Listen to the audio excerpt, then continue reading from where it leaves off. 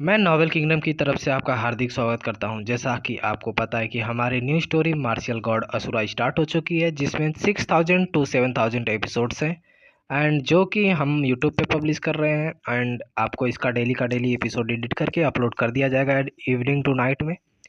And हम इसमें ये वॉइस इसलिए ऐड कर रहे हैं ताकि ह्यूमन टच दे सके। वैसा कोई दिक्कत नहीं। अगर आपको कोई भी कहानी में डाउट हो या फिर कुछ भी चाहिए हो तो आप हमें टेलीग्राम पे नॉवेल किंगडम पे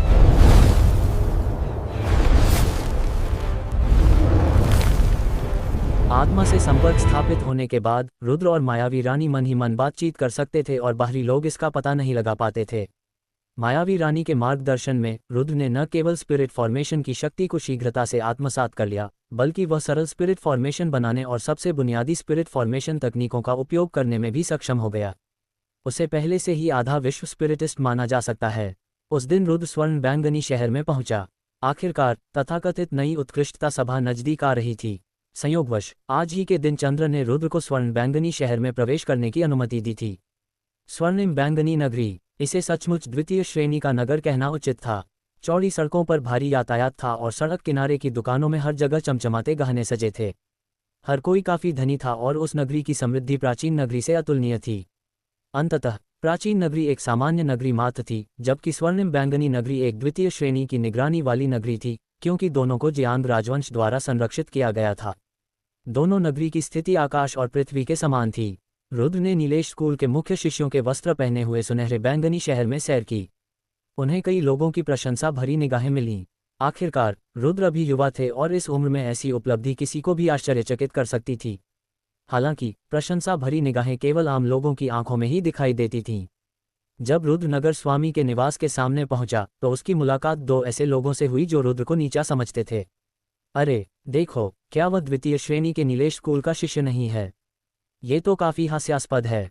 एक ऐसा शिष्य जिसकी साधना केवल आध्यात्मिक जगत के 8वें स्तर तक ही सीमित है। ये सोचकर आश्चर्य होता है कि हम दोनों भाई आध्यात्मिक जगत के 9वें स्तर पर हैं, फिर भी लिंग्यून स्कूल में केवल भीतरी दरबारी शिष्य ही हैं। अरे लेकिन वे तो बस एक घटिया स्कूल हैं। उनकी तुलना हमारे लिंग्यून स्कूल से कैसे की जा सकती है? हमारे मुख्य शिष्य तो लोगों के भीतर छिपे ड्रैगन और फीनिक्स हैं, और उनके मुख्य शिष्य तो हमारे भीतरी दरबार के शिष्यों से भी हीन हैं। दो युवक एक आलीशान गाड़ी से उतरे। रुद्र को देखते ही उनके शब्द ठंडे पड़ गए और उनकी निगाहों में तिरस्कार झलक रहा था। वे रुद्र से उम्र में बहुत बड़े नहीं थे और उनके कपड़े वास्तव में लिंग्यून स्कूल के थे। वे भी स्वर्ण बैंगनी शहर का प्रतिनिधित्व करने और नई उत्कृष्टता सभा में शामिल होने के लिए वहां आए थे। हालांकि रुद्र ने उन दोनों के उपहास और मजाक को अनसुना कर दिया। वह सीधे नगर स्वामी के निवास की ओर चल पड़ा, लेकिन जैसे ही वह बड़े दरवाजों के सामने पहुंचा, उसे पहरेदारों के एक समूह ने रोक दिया।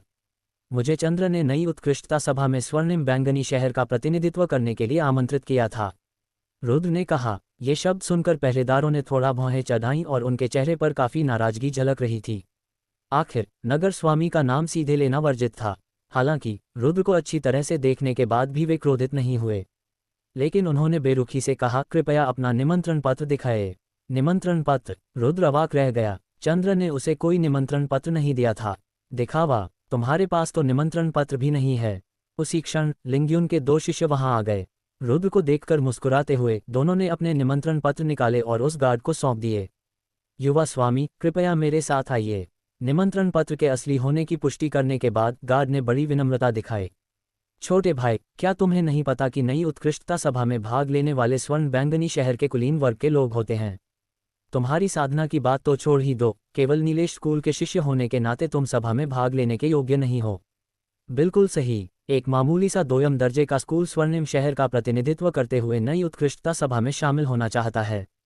बेवकूफ़ी भरी सोच। लिंग्यून स्कूल के दोनों शिष्य गार्ड के पीछे नहीं गए। इसके बजाय उन्होंने रुद्र का मजाक उड़ाना शुरू कर दिया। अरे जल्दी जाओ, नई उत्कृष्टता सभा के प्रतिभागियों को नगर स्वामी द्वारा व्यक्तिगत रूप से चुना और आमंत्रित किया जाता है। यदि आपको निमंत्रण पत्र नहीं मिला है तो इसका मतलब है कि आप योग्य नहीं हैं। यहाँ तक कि गार्ड ने भी रुद्र को भगाने की कोशिश की, क्योंकि उसे लगा कि रुद्र ने नगर स्वामी द्वारा नहीं बल्कि खुद ही अपनी सिफारिश की है। तुम्हें लगता है कि मैं नाटक कर रहा हूँ? रुद्र के चेहरे पर कोई भाव परिवर्तन नहीं आया और उसने शांत भाव से पूछा, यह नगर प्रमुख का निवास स्थान है। यहाँ खलल डालना बंद करो, वरना तुम्हें अंजाम भुगतने पड़ेगा। गार्ड का चेहरा ठंडा पड़ गया और वह थोड़ा अधीर हो गया। हम अपनी आंखें चौड़ी करके ध्यान से देखो। ये देखकर रुद्र ने और कुछ नहीं कहा। उसने सुनहरे बैंगनी रंग का कमांडिंग बैज निकाला और सीधे गार्ड के चेहरे पर फेंक दिया। टकराना। जैसे ही गार्ड ने कमान का बैज पकड़ा, वह पहले तो हिंसक प्रतिक्रिया देना चाहता था, लेकिन जब उसने उस बैज पर ध्यान केंद्रित किया तो उसके चेहरे का भाव पूरी तरह बदल गया, क्योंकि सुनहरे बैंगनी रंग का वह कमान का बैज नगर स्वामी के दर्जे के बराबर था। ये बैज केवल नगर स्वामी के सबसे करीबी लोगों के पास ही होता था। उसी क्षण गार्ड को एहसास हुआ कि उसने बहुत बड़ी गलती कर दी है। रुद्र चाहे जो भी हो, जब तक उसके पास स्वर्णिम बैंगनी कमांडिंग बैज था, वह निश्चित रूप से एक ऐसा व्यक्ति था जिसे नाराज नहीं किया जा सकता था। मुझे अपने अपराधों के लिए 10,000 बार मरना चाहिए। ये सोचते ही पहरेदार धड़ाम से जमीन पर घुटने टेककर माफी मांगने लगा। उसका शरीर भी कांप रहा था और साफ दिख रहा था कि वह सचमुच डरा हुआ था। उसी समय आसपास के सभी पहरेदार घुटने टेककर बैठ गए। कमान का बैज देखना नगर के स्वामी को देखने के समान था और उन्हें सम्मान में घुटने टेकने पड़े। लिंग्यून स्कूल के उन 2 शिष्यों के चेहरे बदसूरत और कागज की तरह सफ़ेद थे। चाहे कुछ भी हो जाए, उन्होंने कभी सोचा भी नहीं था कि एक साधारण से स्कूल के शिष्य के पास स्वर्ण बैंगनी रंग का कमांडिंग बैज होगा। यहाँ तक कि उनके पास भी यह बैज नहीं था। सौभाग्य से उनकी स्थिति विशेष थी, क्योंकि वे नीलेश प्रांत के नंबर 1 स्कूल लिंग्यून स्कूल के शिष्य थे। यदि उन्हें रुद्र के सामने घुटने टेकने पड़ते तो उनकी बहुत बदनामी होती। रुद्र को उनकी परवाह करने की भी जहमत नहीं थी। गार्डों के नेतृत्व में वह निवास में दाखिल हुआ और एक बड़े हॉल में पहुंच गया। हॉल में पहले से ही 5 युवक युवती मौजूद थे। उनकी शक्ल सूरत देखकर लगता था कि उनकी उम्र 18 साल से ज्यादा नहीं होगी। वे सभी दिखने में बेहद आकर्षक थे और असाधारण थे। वे उच्च कोटि के विद्यालयों के शिष्य थे। स्वर्ण बैंगनी शहर के रक्षक भी उन लोगों का अनादर करने की हिम्मत नहीं करते थे, क्योंकि वे सभी असाधारण प्रतिभा के धनी थे और उनका भविष्य असीम उपलब्धियों से भरा था। वे अंततः स्वर्ण बैंगनी शहर के स्तंभ बनेंगे, शायद उससे भी कहीं अधिक महत्वपूर्ण। उनके वहां होने का कारण स्वाभाविक रूप से ये था कि वे नई उत्कृष्टता सभा में स्वर्ण बैंगनी शहर के प्रतिनिधि थे। रुद्र सहित वहां 8 लोग मौजूद थे। जब रुद्र और लिंग्यून स्कूल के 2 शिष्य अंदर आए तो सबकी निगाहें चमक उठीं। हालांकि उनकी निगाहें रुद्र के पीछे खड़े 2 लोगों पर टिक गईं। रुद्र की ओर उनकी निगाहें कुछ हद तक बेढंगी थीं। आखिरकार एक उच्च कोटि के शिष्य होने के नाते वे अपने मन में निम्न कोटि के शिष्यों को तुच्छ समझते थे। वे तो श्रेष्ठ शिष्यों को भी महत्व नहीं देते थे। दूसरी ओर रुद्र ने भी उनकी परवाह नहीं की। कुल मिलाकर उन लोगों की साधना का स्तर केवल 9वां था। हालांकि उनकी साधना का स्तर उनसे ऊंचा था, लेकिन अगर मारने के तरीकों की बात हो तो रुद्र उन्हें चींटियों को कुचलने जितना आसान बना सकता था। देखो, ये वीरवर्धन है। लेकिन ठीक उसी समय हॉल में मौजूद कई लोग अचानक आश्चर्य से हॉल के बाहर देखने लगे और खड़े हो गए। ये देखकर रुद्र ने भी इधर उधर नजर डाली। उसने देखा कि कुछ पहरेदारों की सुरक्षा में एक सुंदर युवक धीरे धीरे उसकी ओर आ रहा था। वह व्यक्ति भी एक उत्कृष्ट विद्यालय का शिष्य था। हालांकि वह दरबारी शिष्य नहीं था, वह एक उत्कृष्ट विद्यालय का मुख्य शिष्य था। आखिरकार एक अच्छा व्यक्ति मिल ही गया। उस व्यक्ति को देखकर रुद्र के चेहरे पर हल्की सी मुस्कान आ गई, क्योंकि उस युवक की साधना शक्ति बाकी लोगों की तुलना में काफी अधिक थी। वह मूल स्तर पर था। वीर भाई, मैंने कभी सोचा भी नहीं था कि तुम वायुराज स्कूल के मुख्य शिष्य बन जाओगे। तुम सचमुच हमारे स्वर्णिम शहर की युवा पीढ़ी में सबसे प्रतिभाशाली हो। तुमने 18 साल की उम्र में ही उत्पत्ति लोक में प्रवेश कर लिया। तुम वाकई मुझे बहुत प्रशंसनीय लगते हो। वीर भाई के साथ इस बार हमारा स्वर्णिम बैंगनी शहर निश्चित रूप से नई उत्कृष्टता सभा में प्रथम स्थान प्राप्त करेगा। जब वीरवर्धन प्रकट हुए तो हॉल में मौजूद सभी पुरुष और महिलाएं खड़े होकर ऊपर चले गए। वे उनके काफी करीबी प्रतीत होते थे, इसलिए वे पहले भी मिल चुके होंगे। आप सब मेरी बहुत ज्यादा तारीफ करते हैं। दूसरे शहरों में मौजूद कई प्रतिभाशाली लोगों की तो बात ही छोड़िए, इस सुनहरे बैंगनी शहर में भी मैं वीरवर्धन खुद को सबसे शक्तिशाली कहने की हिम्मत नहीं करता। वीरवर्धन ने विनम्रता से अपना सिर हिलाया। हालांकि उनकी मुस्कान से यह स्पष्ट था कि उन्हें दूसरों की प्रशंसा पाकर वास्तव में बहुत खुशी होती थी। अरे, क्या स्वर्णिम बैंगनी शहर की युवा पीढ़ी में वीर भाई से भी ज्यादा ताकतवर कोई है? सभी ने हैरानी जताई। क्या आप सभी नहीं जानते कि स्वर्णिम बैंगनी शहर के स्वामी की सबसे बड़ी बेटी चंद्रा वर्मा 1 साल पहले ही उत्पत्ति क्षेत्र में प्रवेश कर चुकी है और लिंग्यून स्कूल में एक प्रमुख शिष्या बन गई है? वीर भाई, आपको तो काफी जानकारी है। दरअसल हमें तो इसके बारे में अभी अभी पता चला है, इसलिए हमने कभी सोचा भी नहीं था कि आपको भी इसकी जानकारी होगी। रुद्र का मजाक उड़ाने वाले दोनों लोगों ने ये कहा। लिंग्यून स्कूल के उच्च दरबारी शिष्य होने के नाते जाहिर है कि उन्हें अपने स्कूल के अंदर होने वाली घटनाओं की जानकारी थी। तो इसका मतलब है कि यह सच है। उसी क्षण कुछ अन्य लोग चौंक गए। लिंग्यून स्कूल आजूर प्रांत का नंबर 1 स्कूल था। उस स्कूल में एक प्रमुख शिष्य बनना स्वर्ग के गौरव के समान था। उनकी स्थिति उनसे अतुलनीय थी। यद्यपि वीरवर्धन भी एक उत्कृष्ट विद्यालय के प्रमुख शिष्य थे, फिर भी लिंग्यून विद्यालय के प्रमुख शिष्यों की तुलना में उनमें काफ़ी अंतर था। चंद्रा वर्मा वाकई बहुत शक्तिशाली हैं, लेकिन मैंने सुना है कि कई साल पहले उनकी मां की मृत्यु के कारण वे क्रोधित होकर शहर छोड़कर चली गई थीं। कई सालों से वे स्वर्ण बैंगनी नगरी नहीं लौटी हैं, इसलिए मुझे लगता है कि वे इस साल के नवोत्कृष्टता सम्मेलन में भी नहीं आएंगी। शायद उनकी नज़र में स्वर्ण बैंगनी नगरी का मान सम्मान या अपमान कोई मायने नहीं रखता। किसी ने आह भरते हुए कहा, किसने कहा था कि मैं वापस नहीं लौटूंगा? लेकिन ठीक उसी समय हॉल के बाहर से अचानक एक तीखी आवाज़ आई। उधर देखने वाले सब दंग रह गए। एक युवती हॉल के बाहर खड़ी होकर अंदर मौजूद लोगों को ठंडी निगाहों से घूर रही थी। उसके पीछे चंद्रा और कई अधिकारी खड़े थे। बिना ज़्यादा सोचे समझे ये वही चंद्रा वर्मा थी जिसके बारे में हर कोई बात कर रहा था। ये चंद्रा वर्मा को देखकर पहले बोलने वाला युवक पीला पड़ गया और आगे बोलने की हिम्मत नहीं कर पाया। दीदी चंद्रा, क्या यह आप हैं? क्या आप मुझे पहचानती हैं? वीरवर्धन। ये देखकर वीरवर्धन ने अपने कपड़े समेटे और उसके करीब आ गया। उस साल जब चंद्रा वर्मा ने स्वर्णिम शहर छोड़ा था तब वह एक छोटी बच्ची थी, लेकिन अब वह एक दुबली पतली युवती बन चुकी थी। हालांकि उसके चेहरे में सबसे बड़ा बदलाव आया था, फिर भी उसका वह खास शांत और शालीन अंदाज बरकरार था। चंद्र, सिंदूरी पक्षी नगर की दूरी काफ़ी ज़्यादा है, इसलिए चलो जल्दी चलते हैं। हालांकि चौंकाने वाली बात यह थी कि चंद्रा वर्मा ने वीरवर्धन की तरफ देखा तक नहीं और सीधे अपने पिता का नाम लिया। उस परिस्थिति का सामना करते हुए चंद्र केवल रूखी हंसी हंस सका और उसने रुद्र और अन्य लोगों को सिंदूरी पक्षी नगर लाने की तैयारी के लिए गाड़ियों को व्यवस्थित किया। वीरवर्धन के चेहरे पर घोर निराशा के भाव थे। वह वहीं अवाक खड़ा रहा और उसे समझ नहीं आ रहा था कि क्या करे। चाहे कुछ भी हो जाए, उसने कभी सोचा भी नहीं था कि चंद्रा वर्मा उसके साथ ऐसा व्यवहार करेगी। हे, ये लड़की तो बड़ी घमंडी है। वैसे उसके पास घमंड करने के कई कारण भी हैं। दूसरी ओर जब रुद्र ने एक दर्शक के रूप में वह दृश्य देखा तो उसके चेहरे पर हल्की सी मुस्कान आ गई, क्योंकि वह समझ गया था कि चंद्रा वर्मा की साधना का स्तर उत्पत्ति क्षेत्र के द्वितीय स्तर का है। इतनी कम उम्र में इतनी शक्ति होना वाकई असाधारण था। कम से कम नीलेश स्कूल में तो यह अत्यंत दुर्लभ था। उसके बाद चंद्र ने 10 रथ मंगवाए। हर रथ बेहद आलीशान था और हर रथ में तरह तरह के स्वादिष्ट व्यंजन परोसे गए थे। यहाँ तक कि उनकी सेवा के लिए नौकर भी मौजूद थे। इससे स्पष्ट था कि चंद्र रुद्र और अन्य लोगों का कितना सम्मान करता था। लेकिन और गहराई से सोचने पर उसके कार्य बिल्कुल सामान्य लगे। आखिर ये 10 लोग 1000 मील के दायरे में सबसे प्रतिभाशाली युवा पीढ़ी थे। हर एक में असाधारण प्रतिभा थी और उनका भविष्य उज्ज्वल था। उनमें से कोई भी अजूर प्रांत में बेहद प्रभावशाली व्यक्ति बन सकता था। उस समय उनके स्वर्णिम बैंगनी शहर की तो बात ही छोड़िए, शायद वे सिंदूरी पक्षी नगर को अपनी नज़रों में भी नहीं रखते। शहर का मुखिया होने के बावजूद चंद्र इन लोगों को नाराज करने की हिम्मत नहीं करता था।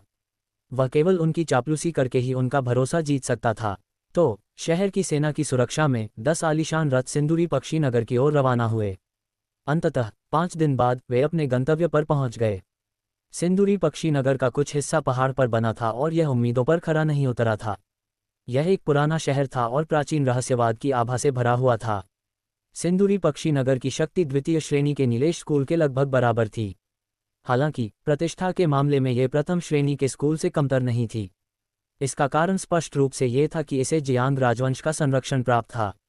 इसलिए चाहे वे हर जगह से आए प्रतिभाशाली छात्र हों या प्रथम श्रेणी के विद्यालयों के शिष्य हों, वे सिंदूरी पक्षी नगर के क्षेत्र में रहते हुए जरा भी अनादर करने का साहस नहीं करते थे, बल्कि वे सिंदूरी पक्षी नगर से संबंध बनाए रखना चाहते थे।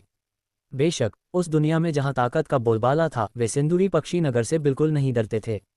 वे तो सिंदूरी पक्षी नगर के पीछे छिपी जियांग राजवंश से डरते थे, उस विशालकाय दानव से जो 9 प्रांतों पर राज करता था। उसी क्षण सिंदूरी पक्षी नगर के भीतर एक विशाल चौड़े चौक पर 20 रथों के समूह करीने से खड़े थे। सिंदूरी पक्षी नगर द्वारा प्रबंधित 20 द्वितीय श्रेणी के शहर वहां पहुंच चुके थे। शहर के 20 सरदार अपने अपने विशेष रूप से आमंत्रित युवा प्रतिभाशाली छात्रों को रथों में बिठाकर लाए। विभिन्न विद्यालयों के शिष्य तरह तरह के विशेष वस्त्र पहने हुए चौक के मध्य में एकत्रित हुए। ओह, क्या ये चंद्र नहीं है? लोगों का एक समूह चंद्र और अन्य लोगों की ओर बढ़ा। उनका नेतृत्व करने वाला व्यक्ति मोटे चेहरे और बड़े कानों वाला एक हट्टा कट्टा आदमी था।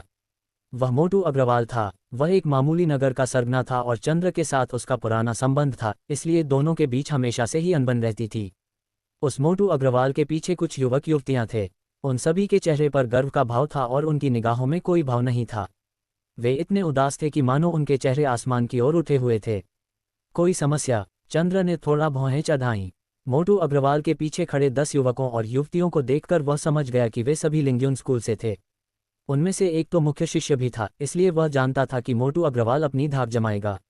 आपकी बातों से तो ऐसा लगता है जैसे हम एक दूसरे को बहुत लंबे समय से जानते हैं। भले ही कोई बात न हो, क्या मैं आकर आपसे मिल नहीं सकता? मोटू अग्रवाल ने हल्की सी मुस्कान बिखेरी और अपनी आंखें सिकुड़ीं। उसने रुद्र और चंद्र के पीछे खड़े अन्य लोगों का जायजा लेना शुरू किया। चंद्र वर्मा को देखकर वह थोड़ा भौहें चढ़ाए बिना नहीं रह सका और उसकी आंखों में नाखुशी झलक उठी। उसने पहले सोचा था कि इतने सारे प्रतिभाशाली शिष्यों को आमंत्रित करने के कारण वह इस शक्ति का उपयोग चंद्र पर थोड़ा दबाव बनाने और उसका मजाक उड़ाने के लिए कर सकता है, लेकिन उसे यह उम्मीद नहीं थी कि चंद्र को भी लिंग्यून स्कूल से एक विशेष शिष्य मिल गया है। ऐसे में उसके लिए बोलना काफी मुश्किल हो गया। हालांकि जब उनकी नज़र रुद्र पर पड़ी तो वे तुरंत प्रसन्न हुए और बोले, चंद्र, क्या तुम्हारे सुनहरे बैंगनी शहर में तुम्हारे अलावा कोई और नहीं है? फिर भी नीलेश स्कूल के शिष्य यहाँ क्यों हैं? अगर आपको सुनहरे बैंगनी शहर में कोई अच्छे लोग न मिले तो आप मुझसे पूछ सकते हैं और मैं आपको 2 लोग उधार दे सकता हूँ। हा, उसके शब्द अत्यंत ऊंची आवाज में थे और वह जानबूझकर आसपास के लोगों को सुनाना चाहता था। सचमुच, जब उसके मुंह से ये शब्द निकले तो विभिन्न शहरों के लोगों ने अपनी निगाहें उसकी ओर घुमा लीं। रुद्र को देखकर उनके मुंह पर तिरस्कार भरी मुस्कान आ गई। ऐसी परिस्थितियों में निम्न स्तर के शिष्यों को लाना वास्तव में संभव नहीं था। उस परिस्थिति का सामना करते हुए चंद्र को समझ नहीं आ रहा था कि वह क्या कहे। अगर सुंदरी रानी का अनुरोध न होता तो वह रुद्र को आमंत्रित करने के लिए कभी तैयार नहीं होता। आखिर सभी नगरों ने उच्च कोटि के विद्यालयों से शिष्य आमंत्रित किए थे, केवल उसके स्वर्णिम नगर को ही द्वितीय कोटि के विद्यालय से शिष्य मिला था। प्रतिष्ठा के लिहाज से यह उसके लिए अच्छा नहीं था। क्या आप नीलेश स्कूल के लोगों को नीचा समझते हैं? लेकिन ठीक उसी समय अचानक एक महिला की आवाज़ सुनाई दी। मुड़कर देखने पर सभी लोग अवाक रह गए। उन्होंने 2 बेहद खूबसूरत लड़कियों को धीरे धीरे आते देखा। उनके शरीर पर दूसरे दर्जे के स्कूल नीलेश स्कूल के कपड़े थे। दोनों बहनें बेहद खूबसूरत थीं। बड़ी बहन आकर्षक और मनमोहक थी, जबकि छोटी बहन बेहद प्यारी थी। दोनों की अपनी अपनी खूबियां और अलग अलग आकर्षण थे। जब वे दोनों प्रकट हुईं तो चौक में मौजूद सभी सुंदरियों का रंग उड़ गया। केवल चंद्रा वर्मा, जिसकी शालीनता और शीतलता थी, उन दोनों से तुलना करने लायक थी। चौक में मौजूद हर कोई उन बहनों की ओर आकर्षित था। उनकी सुंदरता तो कहने ही क्या, उनका रुतबा भी लोगों को चौंका रहा था। उनके पीछे सिंदूरी पक्षी नगर के कई शक्तिशाली लोग खड़े थे। उनमें से हर एक की साधना वर्तमान नगर स्वामी से कम नहीं थी। वे सभी उत्पत्ति क्षेत्र के शिखर पर थे। सबसे महत्वपूर्ण बात यह थी कि शक्तिशाली लोग उन दोनों सुंदरियों के प्रति बहुत आदर और विनम्रता से पेश आ रहे थे, मानो वे उनके अधीन हों। इससे दूसरों में जिज्ञासा पैदा हो गई। आखिर वे बहनें कौन थीं जिन्हें सिंदूरी पक्षी नगर के इतने शक्तिशाली लोगों से ऐसा व्यवहार मिल रहा था? ये दोनों सिंदूरी पक्षी नगर के स्वामी की बेटियां हैं, इशिता और काव्या। हालांकि एक तेज नजर वाला व्यक्ति था जो इन बहनों को जानता था और उसने जोर से चिल्लाकर कहा। उस व्यक्ति के बोलने के बाद लोग और भी हैरान रह गए। इतनी खास प्रतिष्ठा वाली सुंदरियां नीलेश स्कूल से क्यों थीं? उनकी प्रतिष्ठा को देखते हुए अगर वे लिंग्यून स्कूल में प्रवेश लेना चाहती तो ये पूरी तरह से ठीक होता, है ना? उन्हें एक घटिया स्कूल में प्रवेश लेने की क्या जरूरत थी? भीड़ के मन में तरह तरह के सवाल लगातार उठ रहे थे। हालांकि सबसे ज्यादा उदास वह मोटू अग्रवाल था, क्योंकि उस समय इशिता और काव्या सिंदूरी पक्षी नगर के ताकतवर लोगों का नेतृत्व करते हुए आक्रामक ढंग से उसकी ओर बढ़ रही थीं। तुमने अभी कहा कि नीलेश स्कूल के शिष्य यहाँ सिर्फ अधीनस्थों की भूमिका निभाने के लिए हैं। क्या तुम नीलेश स्कूल को नज़रअंदाज कर रहे हो? इशिता हल्की सी मुस्कुरा रही थी, लेकिन उसकी निगाहें तलवार की तरह तेज थीं और ये देखकर मोटू अग्रवाल कांप उठा। उसे समझ नहीं आ रहा था कि वह क्या समझाए। उसी क्षण उस मोटू अग्रवाल की आंतें पछतावे से हरी पड़ गईं। उसे रुद्र का इस्तेमाल करके चंद्र को अपमानित करने का पछतावा हुआ, क्योंकि उसने कभी सोचा भी नहीं था कि सिंदूरी पक्षी नगर के स्वामी की दोनों बेटियां नीलेश स्कूल से हैं। उनमें से एक तो एल्डर थी। मैं तुमसे पूछ रही हूँ। जब इशिता ने देखा कि उस मोटू ने कोई जवाब नहीं दिया तो वह अचानक जोर से चिल्लाए और उसने गहन विद्या के प्रथम स्तर का बल प्रदर्शित किया। इससे वह मोटू अग्रवाल भय से कई कदम पीछे हट गया और एक झटके में जमीन पर बैठ गया। गहन क्षेत्र का पहला स्तर। इतनी कम उम्र में? उस पल सभी लोग बेहद चौंक गए। यहाँ तक कि भावहीन और हमेशा शांत रहने वाली चंद्रा वर्मा की आंखें भी चमक उठीं। दरअसल इशिता लगभग 20 साल की युवती थी जो अपनी जवानी के चरम पर थी। इतनी कम उम्र में गहन स्तर तक पहुंच पाना उसकी असाधारण प्रतिभा का प्रमाण था। सब लोग ध्यान से सुनो। प्रथम श्रेणी के शिष्य होने के नाते द्वितीय श्रेणी के विद्यालयों के लोगों को नीचा मत समझो। जब नीलेश स्कूल अपने गौरवशाली काल में था तब पूरे 9 प्रांतों में किसी की भी हिम्मत नहीं होती थी कि वह इसे नीचा समझे। इशिता ने चारों ओर नजर घुमाते हुए गर्व से कहा। उस क्षण विशाल चौक में एकदम सन्नाटा छा गया। कहने की जरूरत नहीं कि किसी ने इशिता को फटकारने की हिम्मत नहीं की। दरअसल इशिता ने जो कहा था वह सच ही था। आज भी नीलेश प्रांत की सीमाओं के भीतर सबसे प्रतिष्ठित लिंग्यून स्कूल केवल इसी प्रांत में अपनी प्रतिष्ठा बनाए हुए था। यदि इसकी तुलना महाद्वीप के अन्य 8 प्रांतों के शीर्ष स्कूलों से की जाए तो लिंग्यून स्कूल उनके सामने कहीं नहीं ठहरता। हालांकि नीलेश स्कूल अलग था। भले ही वर्तमान में यह एक द्वितीय श्रेणी का स्कूल था, लेकिन अतीत में नीलेश के संस्थापक के मार्गदर्शन में ये स्कूल जियांग राजवंश के बराबर का स्कूल था। उस समय नीलेश के संस्थापक को 9 प्रांतों के महाद्वीप का सबसे शक्तिशाली व्यक्ति कहा जाता था। उनकी शक्ति इतनी प्रबल थी कि उनका नाम सुनते ही लोग भयभीत हो जाते थे। नीलेश स्कूल की शान बेमिसाल थी और इतिहास में इससे पहले ऐसा कोई उदाहरण नहीं था। हालांकि नीलेश स्कूल का पतन हो चुका था, लेकिन कोई भी इस बात से इनकार नहीं कर सकता था कि एक समय ये गौरवशाली था। इशिता, तुम क्या कर रही हो? लेकिन ठीक उसी समय एक भारी और शक्तिशाली आवाज हवा में गूंज उठी। ये गड़गड़ाहट की तरह थी जो सबके कानों में गूंज उठी। देखते ही देखते सबके चेहरे बदल गए। शहर के 20 सरदार जमीन पर घुटने टेककर एक साथ बोले, हम सिया को प्रणाम करते हैं। सिंदूरी पक्षी नगर के स्वामी इशिता और काव्या के पिता सिया अंततः प्रकट हुए। वे 2.3 मीटर लंबे, सुगठित शरीर, आकर्षक चेहरे और विशाल कद काठी वाले थे। उन्होंने स्वर्ण कवच धारण किया हुआ था और वे किसी युद्ध देवता की तरह प्रतीत हो रहे थे। उनके कदम रखते ही धरती कांप उठती थी। उस व्यक्ति को देखकर यहाँ तक कि उच्च कोटि के विद्यालयों के असाधारण शिष्यों ने भी अपने चेहरे के भाव सख्त कर लिए। वे जरा भी अनादर करने की हिम्मत नहीं कर सके, क्योंकि सिया को नीलेश प्रांत का सर्वोपरि व्यक्ति कहा जा सकता था। उनकी शक्ति असीम और असीम थी और उनका रुतबा द्वितीय श्रेणी के विद्यालयों के प्रधानाध्यापक से भी ऊंचा था। यहाँ तक कि प्रथम श्रेणी के विद्यालयों के प्रधानाध्यापक भी उनके प्रति असभ्य होने की हिम्मत नहीं करते थे। शिष्यों की तो बात ही छोड़िए। सब लोग निश्चिंत रहें। सिया मुस्कुराते हुए इशिता के बगल में चलते हुए बोले, छोटी बच्ची, तुम बड़ों से इस तरह कैसे बात कर सकती हो? पिताजी, इसका दोष इशिता पर नहीं लगाया जा सकता। ये तो उन्हीं की गलती थी जिन्होंने उसे नीचा दिखाया। ये देखकर काव्या ने तुरंत इशिता की मदद करने की कोशिश की। अरे, मैं इसे नज़रअंदाज कर देता हूँ।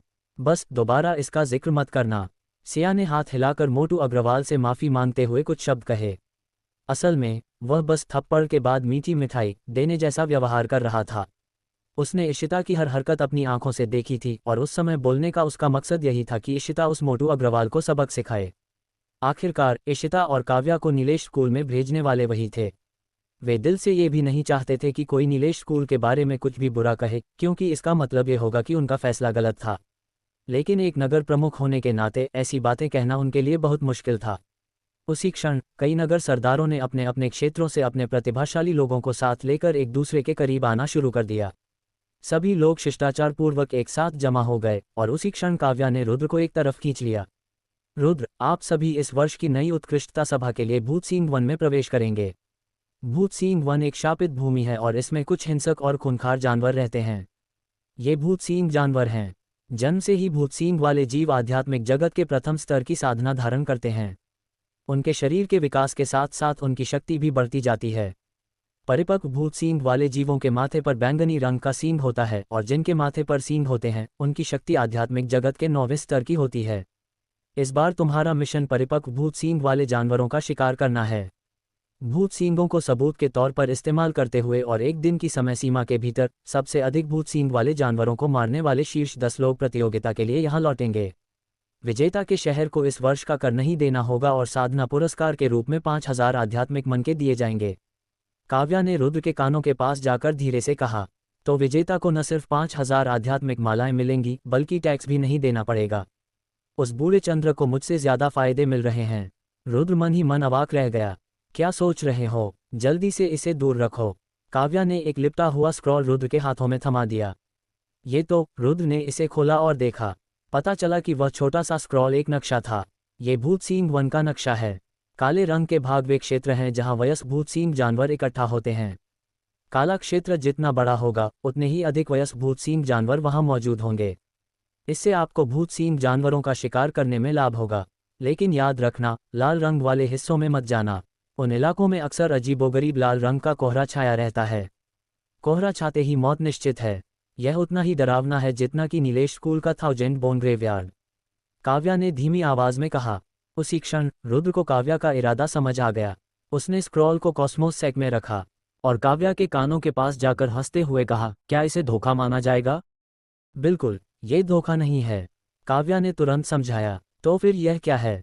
रुद्र काफी उत्सुक था। ये तो मैं दोस्ती के नाते तुम्हारी थोड़ी मदद कर रही हूँ, काव्या ने मीठी मुस्कान के साथ कहा। लेकिन फिर उसने जल्दी से पास की भीड़ की ओर इशारा करते हुए धीमी आवाज में कहा, लेकिन लापरवाह मत बनो, ये नीलेश स्कूल के शिष्य नहीं हैं। ये उच्च श्रेणी के विद्यालयों के शिष्य हैं और कुछ क्षेत्रों में जो कुछ वे सीखते हैं वह वास्तव में हमसे कहीं अधिक शक्तिशाली है। लेकिन मुझे अब भी आपके बारे में अच्छी राय है। हालांकि फिलहाल उनकी साधना आपसे कहीं अधिक है और वे आपसे उम्र में भी बड़े हैं। मुझे विश्वास है कि जब आप 18 वर्ष के हो जाएंगे तो आप निश्चित रूप से उन सभी से अधिक शक्तिशाली होंगे। इतना कहकर काव्या ने अपने हाथ पीठ पीछे किए और इशिता की ओर उछलती हुई चली गई। दोनों बहनों ने रुद्र को हाथ हिलाकर विदा की और फिर साथ में चली गईं। बहनों को देखते ही रुद्र के मन में तरह तरह की उलझनें उठने लगीं। हालांकि उसे पहले से ही अंदाजा था कि इशिता और काव्या की पहचान खास होगी, लेकिन उसने कभी सोचा भी नहीं था कि यह इतनी प्रभावशाली होगी। उस पर रुद्र थोड़ा हैरान रह गया। उसे लगा कि उसका पहले का अनुमान गलत था। बहनों के नीलेश स्कूल में होने का कारण प्रतिभाशाली लोगों को अपने साथ शामिल करना तो नहीं होना चाहिए था, क्योंकि उनके परिवार की ताकत को देखते हुए बहुत से शक्तिशाली लोग उनकी सेवा करने के लिए तैयार होंगे। तो फिर उन्हें रुद्र को अपने करीब लाने की जरूरत ही क्यों थी? आप दोनों का ऐसा क्या मकसद है कि आपको मुझे इस तरह अपने साथ शामिल करने की जरूरत पड़ रही है? रुद्र का दिल बहुत घबराया हुआ था। हालांकि उस समय इशिता और काव्या ने उसके साथ बहुत अच्छा व्यवहार किया, लेकिन वह ये नहीं भूल सकता था कि बहनों के उसके पास आने के पीछे कोई कारण था। काव्या नाम की छोटी लड़की शायद तुम्हें पसंद करती है। बेटा, उसे निराश मत करना। अचानक एक मधुर आवाज सुनाई दी और आत्मालोक में मौजूद मायावी रानी बोला। अरे, तुम्हें कैसे पता? रुद्र ने हंसते हुए पूछा।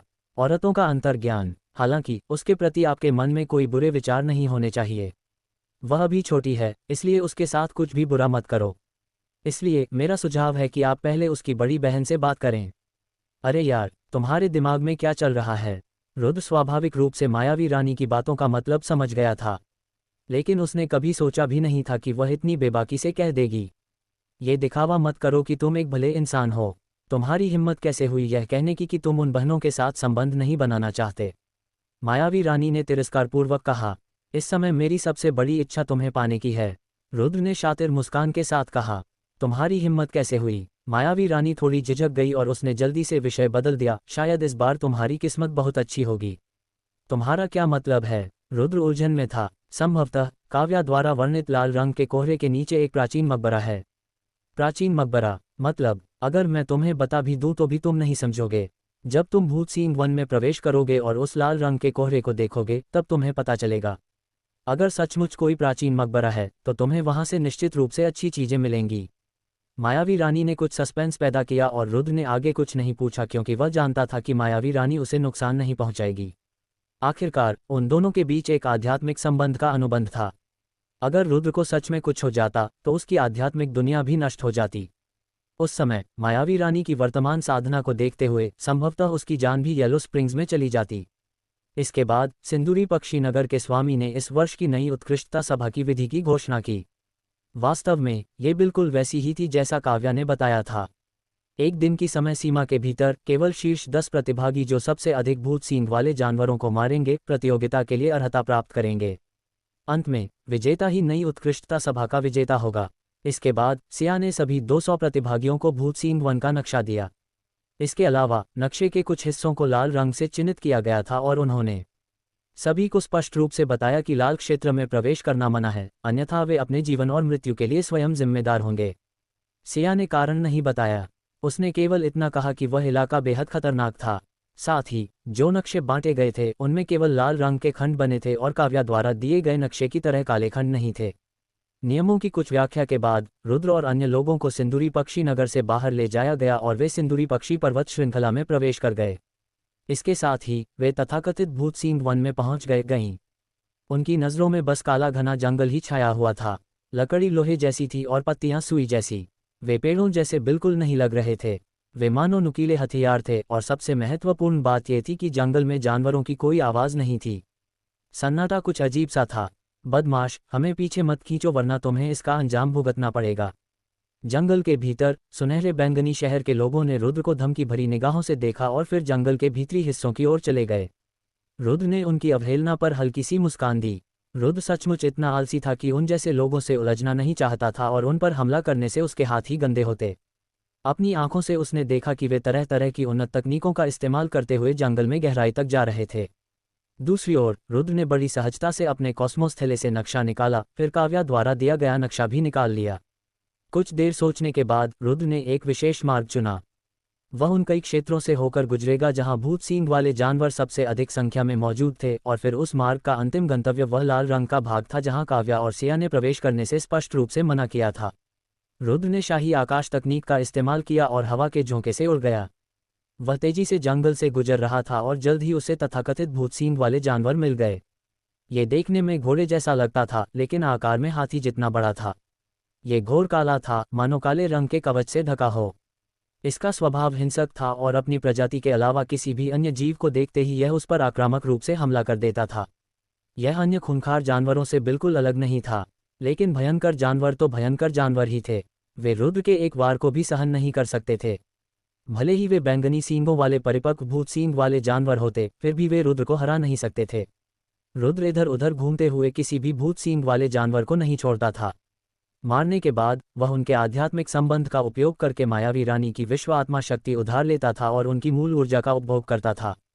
यद्यपि उनकी साधना की मूल ऊर्जा बहुत कमजोर थी और मायावी रानी के लिए बहुत कम सहायक थी, फिर भी रुद्र ने इसे व्यर्थ नहीं जाने दिया। 200 भूत सींग वाले जानवरों को मारने के बाद वह अंततः तथाकथित लाल रंग के कोहरे वाले क्षेत्र में पहुंचा। हालांकि वहां थोड़ी सी ही शांति थी और उसे तथाकथित लाल रंग का कोहरा दिखाई नहीं दिया। क्या आपको यकीन है कि यहाँ कुछ अच्छा है? रुद्र काफी निराश महसूस कर रहा था। अपनी आध्यात्मिक शक्ति का उपयोग करके अवलोकन करने पर उसे उस क्षेत्र में कुछ भी असामान्य नहीं मिला। अपनी थोड़ी सी आध्यात्मिक शक्ति से खुद को मूर्ख बनाना बेहतर नहीं है। अगर तुम्हारी आध्यात्मिक शक्ति से प्राचीन मकबरे को देखा जा सकता है, तो वह प्राचीन मकबरा कहलाएगा ही नहीं। तो अब मैं क्या करूं? अपनी विश्व आध्यात्मिक दिशा सूचक यंत्र निकालें और उसका उपयोग करके खोजबीन करें। मायावी रानी की बातें सुनकर ही रुद्र को ज्ञान प्राप्त हुआ और उसने तुरंत विश्व आत्मा दिशा सूचक यंत्र निकाला। जैसे ही उसने इसे निकाला, एक अजीब सा निर्देशात्मक नक्शा प्रकट हुआ। हालांकि रुद्र को इसका कारण समझ नहीं आया, लेकिन मायावी रानी ने इसे देख लिया था। मायावी रानी के निर्देशों का पालन करते हुए रुद्र ने एक विशेष क्षेत्र में स्पिरिट फॉर्मेशन बनाना शुरू किया। लेकिन रुद्र की तकनीकें कठोर थीं और स्पिरिट पावर की कमी थी, इसलिए उसे काफी समय लगा और वह इसे देर रात ही पूरा कर पाया। जब आत्मा का आवरण खोला गया तो वह आवरण गायब हो गया। उसकी जगह एक ऐसा छेद था जिसका तल अदृश्य था। चारों ओर घोर अंधेरा था, लेकिन छेद से अजीबोगरीब आवाजें आ रही थीं। अगर कोई ध्यान से सुनता तो उसे पता चलता कि यह किसी स्त्री के रोने जैसी आवाज थी। रात, आसमान तारों से भरा था, फिर भी अंधेरा छाया हुआ था। केवल गोल चांद ही चमकीला और साफ दिखाई दे रहा था, लेकिन वह भी हवा में तैरते अंतहीन काले बादलों में छिपा रहता था। बादलों के दिखने और गायब होने के साथ ही शांत चांदनी की हल्की हल्की किरणें बरस रही थीं। जमीन पर लोहे के पेड़ों की कतारें सीधी खड़ी थीं। वे जमीन से निकले भेड़िए के दांतों वाले गदा जैसे लग रहे थे। रुद्र के चारों ओर पूरी तरह सन्नाटा था और हवा का नामो निशान भी नहीं था। हालांकि उस खास तरह के सन्नाटे ने गुफा की आवाज की विचित्रता को और भी बढ़ा दिया। धिक्कार है, क्या आपको यकीन है कि मुझे नीचे जाना ही पड़ेगा? नीचे वो चीखने वाली चीज क्या है? क्या वो भूत है? रुद्र थोड़ा असहज महसूस कर रहा था। उसने पहली बार इतनी भयानक आवाज सुनी थी और वो भी अथाह गुफा से आ रही थी। ऐसा लग रहा था मानो कोई भूत नरक से आया हो और चीख चीख कर अपनी पीड़ा व्यक्त कर रहा हो। ये बेहद डरावना था। डरने की क्या बात है? यह मत भूलो, तुम एक विश्व आत्मावादी हो। भूतों जैसी चीजों से निपटना तुम्हारी नियति में लिखा है, वरना तुम मेरे लिए स्रोत ऊर्जा कैसे ग्रहण करोगे? मायावी रानी ने फटकार लगाए। सच में, तो आखिर सब कुछ होने के बाद वर्ल्ड स्पिरिटिस्ट जन्मजात मकबरा लुटेरे ही हैं। रुद्र अवाक रह गया। तुमने उन्हें क्या समझा? विश्व आत्मावादी आध्यात्मिक रूप से विश्व आत्माओं से जुड़ते हैं और इसी कारण वे ऐसी चीजें पकड़ सकते हैं जो हम लोग नहीं पकड़ सकते। साधना विशेषज्ञों की कब्रों में अपार खजाने छिपे होते हैं। यह मार्शल साधना का सबसे आसान और कारगर तरीका है। साधना का अभ्यास करने का मार्ग भी काफी कठिन है। केवल मूर्ख ही शॉर्टकट अपनाते हैं।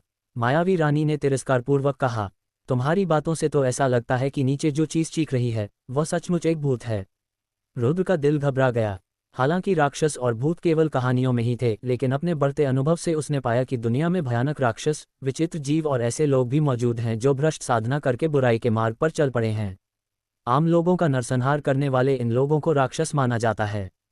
इस आधार पर अनुमान लगाया जाए तो शायद तथाकथित भूत भी सचमुच मौजूद हों। भूतों में इतना डरावना क्या है? क्या तुमने पहले कभी कोई भूत नहीं देखा? मायावी रानी ने कहा, मैंने पहले भूत कब देखे हैं?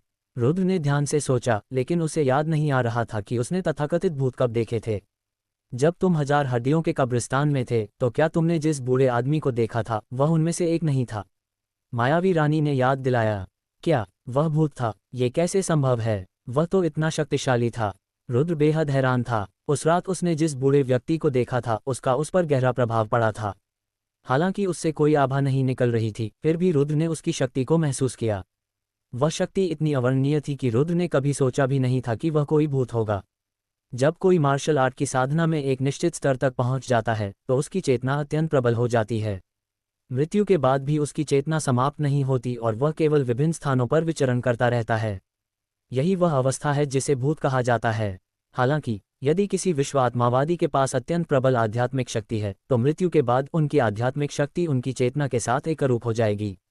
इसके साथ वे अपनी चेतना द्वारा किए जाने वाले हर कार्य को नियंत्रित कर सकेंगे और एक अन्य प्रकार के जीवन रूप में जीवित रहेंगे। यद्यपि वे जीवित रहते जितने शक्तिशाली नहीं होंगे, फिर भी उनके पास जबरदस्त तरीके होंगे। उस दिन आपने जिस बूढ़े व्यक्ति को देखा था वह उन्हीं में से एक था। आपकी गुप्त आत्मिक शक्ति भी उसी व्यक्ति द्वारा जागृत हुई थी। मायावी रानी ने विस्तार से सब कुछ बताया। उस दिन हालांकि रुद्र बेहोश हो गया था, मायावी रानी बेहोश नहीं हुई थी। इसलिए उसने बूढ़े आदमी द्वारा रुद्र के साथ किए गए सभी कृत्य देखे। उसकी बातें सुनकर रुद्र को भी अचानक एहसास हुआ कि उसके पास पहले से ही आध्यात्मिक शक्ति थी, लेकिन कुछ विशेष कारणों से वह जागृत नहीं हुई थी। इसका मतलब ये भी था कि उसकी आध्यात्मिक शक्ति जन्मजात थी। आमतौर पर इस तरह के क्षेत्र जिनमें इतनी प्रबल चेतना होती है, प्राचीन मकबरे होते हैं। हालांकि उस 1000 हड्डियों वाले कब्रिस्तान में इतनी सारी हड्डियां होने और उस रहस्यमय बूढ़े व्यक्ति के कारण ये संभवतः एक साधारण प्राचीन मकबरा नहीं है। ये बहुत संभव है कि यह एक दुष्ट आत्मा का मकबरा था। मायावी रानी ने आगे बताया, बुराई का मकबरा क्या होता है? हालांकि रुद्र बहुत उलझन में था, फिर भी वह इसकी भव्यता को महसूस कर सकता था। तुम मूर्ख हो, तुम्हें सचमुच कुछ नहीं पता। खैर छोड़ो, एक योग्य विश्व आत्माविद बनने के लिए मैं तुम्हें सब कुछ समझा दूंगा ताकि तुम शर्मिंदा न हो। याद रखो, आम लोगों की कब्र को कब्र ही कहते हैं। हालांकि कब्रों में कुछ तंत्र और छिपे हुए खजाने हो सकते हैं, लेकिन आम लोग भी उन्हें भेद सकते हैं। केवल निम्न स्तर के विश्व आत्मावादी ही कब्रों की खोज में जाते हैं और आकाश राय की कब्र भी एक कब्र ही थी। चेतना से युक्त कब्रें प्राचीन कब्रें कहलाती हैं। इसका इस बात से कोई लेना देना नहीं है कि वे कितने समय से दफन हैं, ये तो बस कब्रों के वर्गीकरण का नाम है। प्राचीन कब्रों के अंदर रहना बेहद खतरनाक होता है। उनमें ऐसे जाल और तंत्र होते हैं जिन्हें आम लोग पहचान नहीं पाते, और कुछ अजीबोगरीब स्थितियों में तो ऐसे जाल और तंत्र भी होते हैं जिन्हें केवल विश्व आत्मावादी ही पहचान और समझ सकते हैं। इसलिए प्राचीन कब्रें ही वह स्थान है जहां विश्व आत्मावादी अपनी योग्यता साबित करते हैं। जहां तक दुष्ट मकबरों की बात है, उनमें दफनाए गए लोग केवल साधारण साधना विशेषज्ञ नहीं हैं। बहुत संभव है कि वे अत्यंत क्रूर प्राणी हों। कोई निश्चित रूप से नहीं कह सकता कि वे क्या हैं। वे मनुष्य हो सकते हैं या जानवर, वे जीवित हो सकते हैं या मृत। उनमें से अधिकतर इतने शक्तिशाली हैं कि मरने के बाद भी वे दुनिया में तबाही मचा सकते हैं। या शायद कुछ ऐसे राक्षस जो मरे नहीं थे, उन्हें कहीं दबाकर सील कर दिया गया हो। वे मकबरे बहुत खतरनाक हैं।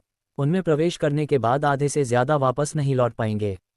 वे राक्षसी जीवों को भी मुक्त कर सकते हैं और दुनिया में विपत्ति ला सकते हैं। इन कब्रों को दुष्ट कब्रें कहा जाता है। जब तक कोई अत्यंत शक्तिशाली विश्व आत्मावादी न हो, कोई भी तबाही मचाने के लिए कब्र को खोलने की हिम्मत करेगा। तो ऐसी चीजें भी हैं। इसमें कोई आश्चर्य नहीं कि एल्डर जयंत को 1000 हड्डियों के कब्रिस्तान में इतनी दिलचस्पी थी। रुद्र को ज्ञान प्राप्त हुआ और उसे अंततः पता चला कि विश्व आत्मावादियों का महत्व कब्रों में निहित है। वह 1000 हड्डियों का कब्रिस्तान बहुत प्रभावशाली है। संभवतः यह एक दुष्ट मकबरा है। ये वाकई खतरनाक है, लेकिन इसमें निश्चित रूप से बहुत बड़ा खजाना छिपा है। और भी बहुत कुछ। अगर उस बूढ़े आदमी की मूल ऊर्जा को अवशोषित किया जा सके तो मेरी शक्ति में भी निस्संदेह काफी वृद्धि होगी। अफसोस की बात है कि उस 1000 हड्डियों के कब्रिस्तान को छूना भी मत, वरना 10,000 बार भी तुम्हें मारना काफी नहीं होगा। हालांकि उस बूढ़े आदमी को किसी ऐसी चीज की जरूरत है जिसमें तुम्हारी मदद चाहिए, इसीलिए उसने वह नक्शा तुम्हारे शरीर पर छोड़ दिया है। लेकिन उस नक्शे में कुछ रहस्यमय बातें छिपी हैं और एक निश्चित शक्ति प्राप्त किए बिना तुम उस दुष्ट मकबरे को नहीं खोल सकते। भविष्य में जब तुम 1000 हड्डियों के कब्रिस्तान को खोलकर उसमें प्रवेश कर पाओगे तो वह बूढ़ा व्यक्ति तुम्हारी शक्ति उधार लेना चाहेगा। कम से कम वह तुम्हें कुछ लाभ तो देगा ही, और स्वाभाविक रूप से लाभ के साथ साथ कुछ कीमत भी चुकानी पड़ती है। साथ ही दुष्ट मकबरे आपके लिए बहुत खतरनाक हैं। भले ही आपके पास नक्शा हो, आप उसे खोल नहीं सकते। इसलिए अभी उस दुष्ट मकबरे में जाने के बारे में मत सोचो और इस प्राचीन मकबरे में खोजबीन करो। जब वह इस बिंदु पर बोल रही थी तो मायावी रानी थोड़ी उत्साहित लग रही थी। आखिरकार एक संपूर्ण प्राचीन मकबरे के भीतर मार्शल कला के विशेषज्ञों के अवशेष तो होंगे ही। शक्तिशाली स्रोत ऊर्जा ही वह चीज थी जिसकी उसे सबसे अधिक लालसा थी। जब हम यहाँ हैं ही तो खाली हाथ कैसे जा सकते हैं, है ना? रुद्र ने सिर हिलाया, लेकिन वह कूदा नहीं और सीधे नीचे चला गया। ब्लैक होल में कूदने के बाद उसने तुरंत 100 रूपांतरणों के धनुष का उपयोग किया और अपने हाथों में 2 खंजर बना लिए। उसने खंजरों को ब्लैक होल की दीवारों में गाड़ दिया और धीरे धीरे नीचे उतरने लगा। शुरुआत में रुद्र की गति बेहद धीमी थी, लेकिन जल्द ही उसे अभ्यास हो गया और वह तेजी से नीचे की ओर खिसकने लगा। जैसे जैसे वह नीचे जाता गया, महिला की चीख और भी स्पष्ट होती गई। आमतौर पर साहसी माने जाने वाले रुद्र की रीढ़ की हड्डी में सिहरन दौड़ गई और उसे हवा में ठंडक महसूस होने लगी। डरने की कोई ज़रूरत नहीं है, यह शायद भटकती हुई आत्मा है। हो सकता है कि जीते जी यह माहिर रही हो, लेकिन मरने के बाद ये तुम्हें हरा नहीं सकती। तुम्हारी आत्मा निर्माण तकनीक इसे रोक सकती है। रुद्र के दिल में उठ रही घबराहट को भांपते हुए मायावी रानी ने गंभीरता से याद दिलाया। रुद्र ने सिर हिलाया, अपने दिल को संभाला और नीचे की ओर खिसकना जारी रखा। आखिरकार उसके दोनों पैर जमीन पर टिक गए और वह तल पर पहुंच गया। यह एक विशाल गुफा थी। हालांकि अंदर अभी भी घोर अंधेरा था, फिर भी वह इसकी विशालता को महसूस कर सकता था। रुद्र ने विश्व आत्मा कंपास निकाला और उसमें आध्यात्मिक शक्ति की एक धारा प्रवाहित की। पल भर में चारों ओर प्रकाश फैल गया और अंधेरी गुफा रोशनी से जगमगा उठी। यह क्या है? इसके बाद जब उसकी दृष्टि स्पष्ट हुई तो रुद्र के चेहरे का भाव पूरी तरह बदल गया और वह अपनी आंखों के सामने के दृश्य को देखकर स्तब्ध रह गया। गुफा की उबड़-खाबड़ दीवारों पर विचित्र आकृतियां उकेरी गई थीं। वे प्रतीकों की तरह प्रतीत होती थीं, फिर भी प्रतीक नहीं थीं। इससे लोगों में एक अवर्णनीय अनुभूति उत्पन्न होती थी और मन में अत्यंत बेचैनी पैदा होती थी। रुद्र से कुछ ही दूरी पर हड्डियों के ढेर लगे हुए थे। हालांकि ये 1000 हड्डियों के कब्रिस्तान में मौजूद हड्डियों के विशाल सागर जैसे तो नहीं थे, लेकिन उनकी मात्रा देखकर उसकी आंखें चौंक गईं। वाह, कितनी सारी ऊर्जा! जल्दी करो, मुझे ये सब सोखने में मदद करो। मायावी रानी इतनी खुश थी मानो उसे कोई खजाना मिल गया हो। रुक तो, कोई भूत हमें देख रहा है। रुद्र का दिल घबरा गया और हड्डियों के ढेर के पीछे उसने एक परछाई देखी। वह एक खूबसूरत महिला थी। उसने रेशमी चौंगसम पहनी हुई थी और उसके लंबे बाल सिर के पीछे तक फैले हुए थे। उसके कपड़े एकदम फिट थे और उसका व्यक्तित्व भव्य था। वह इस समय रुद्र को चौकस निगाहों से देख रही थी और उसके मुंह से लगातार रोने की आवाजें निकल रही थीं। वह तथाकथित भूत था। सटीक रूप से कहें तो वह मृत्यु के बाद निर्मित एक चेतना थी, और चूंकि उसका शरीर लगभग पारदर्शी था और हल्की रोशनी से जगमगा रहा था, इसलिए वह बिल्कुल भी भौतिक शरीर नहीं था। हालांकि कुछ और बारीकी से देखने के बाद रुद्र चौंक गया। उसे उस महिला के चेहरे में एक जानी पहचानी सी अनुभूति हुई। वह सचमुच इशिता और काव्या जैसी दिखती थी। तुम कौन हो? एक भयावह संभावना के बारे में सोचते हुए रुद्र ने तुरंत सवाल किया। फुहार हालांकि रुद्र के बोलते ही उस चेतना ने भय प्रकट किया। उसने अपना शरीर घुमाया और उड़ गई। उसकी गति अत्यंत तीव्र थी और पलक झपकते ही वह गायब हो गई। उस चेतना में बुद्धि नहीं है, केवल सहज प्रवृत्ति है। वह आपके किसी भी प्रश्न का उत्तर नहीं देगी क्योंकि उसके पास यादें भी नहीं हैं। वैसे भी उसे बहुत पहले मर जाना चाहिए था। उसकी चेतना जल्द ही समाप्त हो जाएगी और उसकी शक्ति इस समय बहुत कमजोर है। वह आपको नुकसान पहुंचाने में असमर्थ होगी, इसलिए चिंता करने की कोई जरूरत नहीं है। अभी जल्दी से मुझे इन ऊर्जा स्रोतों को ग्रहण करने में मदद करो। यहाँ साधकों के बहुत सारे पूर्ण अवशेष हैं और उनमें बहुत शक्तिशाली ऊर्जा है। वे निश्चित रूप से मेरी साधना को काफ़ी हद तक बढ़ा सकते हैं और शायद मैं आध्यात्मिक जगत के शिखर तक भी पहुंच सकूं। मायावी रानी ने याद दिलाते हुए कहा। स्रोत ऊर्जा का उपभोग करके उसकी साधना अत्यंत भयानक थी, क्योंकि रुद्र द्वारा उसके लिए 200 परिपक्व भूत सींग वाले जानवरों की स्रोत ऊर्जा का उपभोग करने के बाद वह लड़की, जिसने पहले बिल्कुल भी साधना नहीं की थी, अब रुद्र से कम शक्ति प्राप्त नहीं कर पाई थी। वर्तमान में वह आत्मा क्षेत्र के 8वें स्तर पर पहुंच चुकी है। यदि वह हड्डियों की स्रोत ऊर्जा को भी ग्रहण कर ले तो वह निश्चित रूप से आत्मा क्षेत्र के शिखर तक पहुंच सकती है। रुद्र ने सिर हिलाया और बिना कुछ कहे ही आगे बढ़ गया। उसने अवशेषों से मूल ऊर्जा को ग्रहण करना शुरू कर दिया, साथ ही एक निराकार अवशोषण शक्ति फैलती चली गई। पहाड़ जैसी हड्डियों के भीतर एक अदृश्य गैस प्रकट हुई। यही मूल ऊर्जा थी, नंगी आंखों से अदृश्य और केवल आध्यात्मिक शक्ति से ही महसूस की जा सकने वाली। एक के बाद एक स्रोत ऊर्जा रुद्र के शरीर में प्रवेश करती गई और मायावी रानी ने उसे पूरी तरह से अवशोषित कर लिया। आध्यात्मिक लोक में लड़की पालथी मारकर बैठी हुई साधना कर रही थी। वह स्रोत ऊर्जा को परिष्कृत कर रही थी और उसकी साधना भी अचानक बहुत तेजी से बढ़ने लगी। जल्दी जाओ और मुझे उस चेतना के अवशेष ढूंढ कर लाओ। जो लोग मृत्यु के बाद चेतना का सृजन कर पाते हैं वे जीवित रहते हुए कम से कम गहन स्तर की साधना तो कर ही चुके होते हैं। यदि मैं उसकी मूल ऊर्जा को परिष्कृत कर सकूं, तो मैं निश्चित रूप से उत्पत्ति लोक में प्रवेश कर सकता हूं। वहां मौजूद सभी हड्डियों को आत्मसात करने के बाद मायावी रानी सचमुच आध्यात्मिक जगत के 9वें स्तर में प्रवेश कर गई। वह स्पष्ट रूप से अधिक उत्साहित थी क्योंकि उसे लग रहा था कि प्राचीन मकबरे में उसे कई लाभ मिल सकते हैं। ये लड़की हद से ज्यादा अजीब है। रुद्र पूरी तरह से अवाक रह गया। सामान्य तौर पर उसकी साधना गति को बेजोड़ कहा जा सकता था, लेकिन उस लड़की के सामने तो ये कुछ भी नहीं थी। आधे दिन के भीतर ही वह बिल्कुल शून्य साधना से 9वें आध्यात्मिक स्तर तक पहुंच गई थी। ये वाकई बहुत डरावना था। आश्चर्य की आहें लगातार निकलती रहीं और रुद्र के कदम नहीं रुके। उसने विश्व आत्मा कंपास को थामे रखा और उस महिला के अवशेषों को खोजने के लिए रोने की आवाज का पीछा करते हुए गुफा में और गहराई तक चला गया। खोज के दौरान रुद्र ने उत्सुकता से पूछा, ये हड्डियां कहाँ से आईं? जिस तरह से ये थीं, उन्हें देखकर लगता है कि इनकी मृत्यु बहुत पहले हो गई होगी, है ना? क्या आपको ये पूछने की भी जरूरत है? चाहे ये जानबूझकर किया गया हो या अनजाने में, ये वे बलिदान थे जिन्होंने प्राचीन मकबरे में घुसपैठ की थी। मायावी रानी ने समझाया। ये शब्द सुनकर रुद्र मन ही मन चौंक गया। हालांकि वे लोग अब हड्डियों के ढांचे में बदल चुके थे, लेकिन उनकी मूल ऊर्जा से रुद्र को यह आभास हो रहा था कि जीवित रहते समय वे उत्पत्ति क्षेत्र में थे। उत्पत्ति क्षेत्र के इतने सारे लोग यूं ही मर गए थे, और कम से कम इससे ये तो स्पष्ट था कि प्राचीन मकबरा खतरनाक था। हालांकि चूंकि इस समय उसके हाथ में विश्व आत्मा कंपास था, इसलिए वह सभी खतरों का अनुमान लगा सकता था, इसलिए रुद्र ज्यादा चिंतित नहीं था। उसके विचार अभी भी उस खूबसूरत महिला पर टिके हुए थे। उसे पूर्वाभास हो रहा था कि वह महिला इशिता और काव्या से संबंधित हो सकती है। वह उन दोनों लड़कियों की मां तो नहीं होगी, है ना? क्या इसका मतलब यह है कि यह नगर स्वामी की पत्नी का मकबरा है? हालांकि कुछ सोचने के बाद रुद्र को लगा कि यह गलत है। अगर वह महिला सचमुच इशिता और काव्या की मां और सिया की पत्नी थी, तो उसे यहाँ कैसे दफनाया जा सकता है, जहाँ कोई समाधि पत्थर भी नहीं है? उसे रोने की क्या जरूरत थी? उसका रोना इतना दुख भरा क्यों था? जैसे जैसे उसके मन में तरह तरह के सवाल उठते गए, रुद्र गुफा के अंदर चला गया। विश्वात्मा दिशासूचक यंत्र के मार्गदर्शन में अंततः उसने फिर से वह भयानक रोने की आवाज सुनी। जब रुद्र पास गया तो वह ये देखकर चौंक गया कि वास्तव में उस महिला के अवशेष पड़े थे। शरीर सड़कर हड्डियों में तब्दील हो चुका था, लेकिन शरीर पर कपड़े अभी भी मौजूद थे। हालांकि वे थोड़े फटे हुए थे, फिर भी वह बता सकता था कि महिला ने रेशम से बनी चौंगसम पहनी हुई थी। स्पष्ट रूप से यह एक खूबसूरत महिला का शव था। वाह, ये तो वाकई किसी उच्च कोटि के व्यक्ति का अवशेष है। हालांकि ये सिर्फ प्रथम स्तर का है, पर बुरा नहीं है।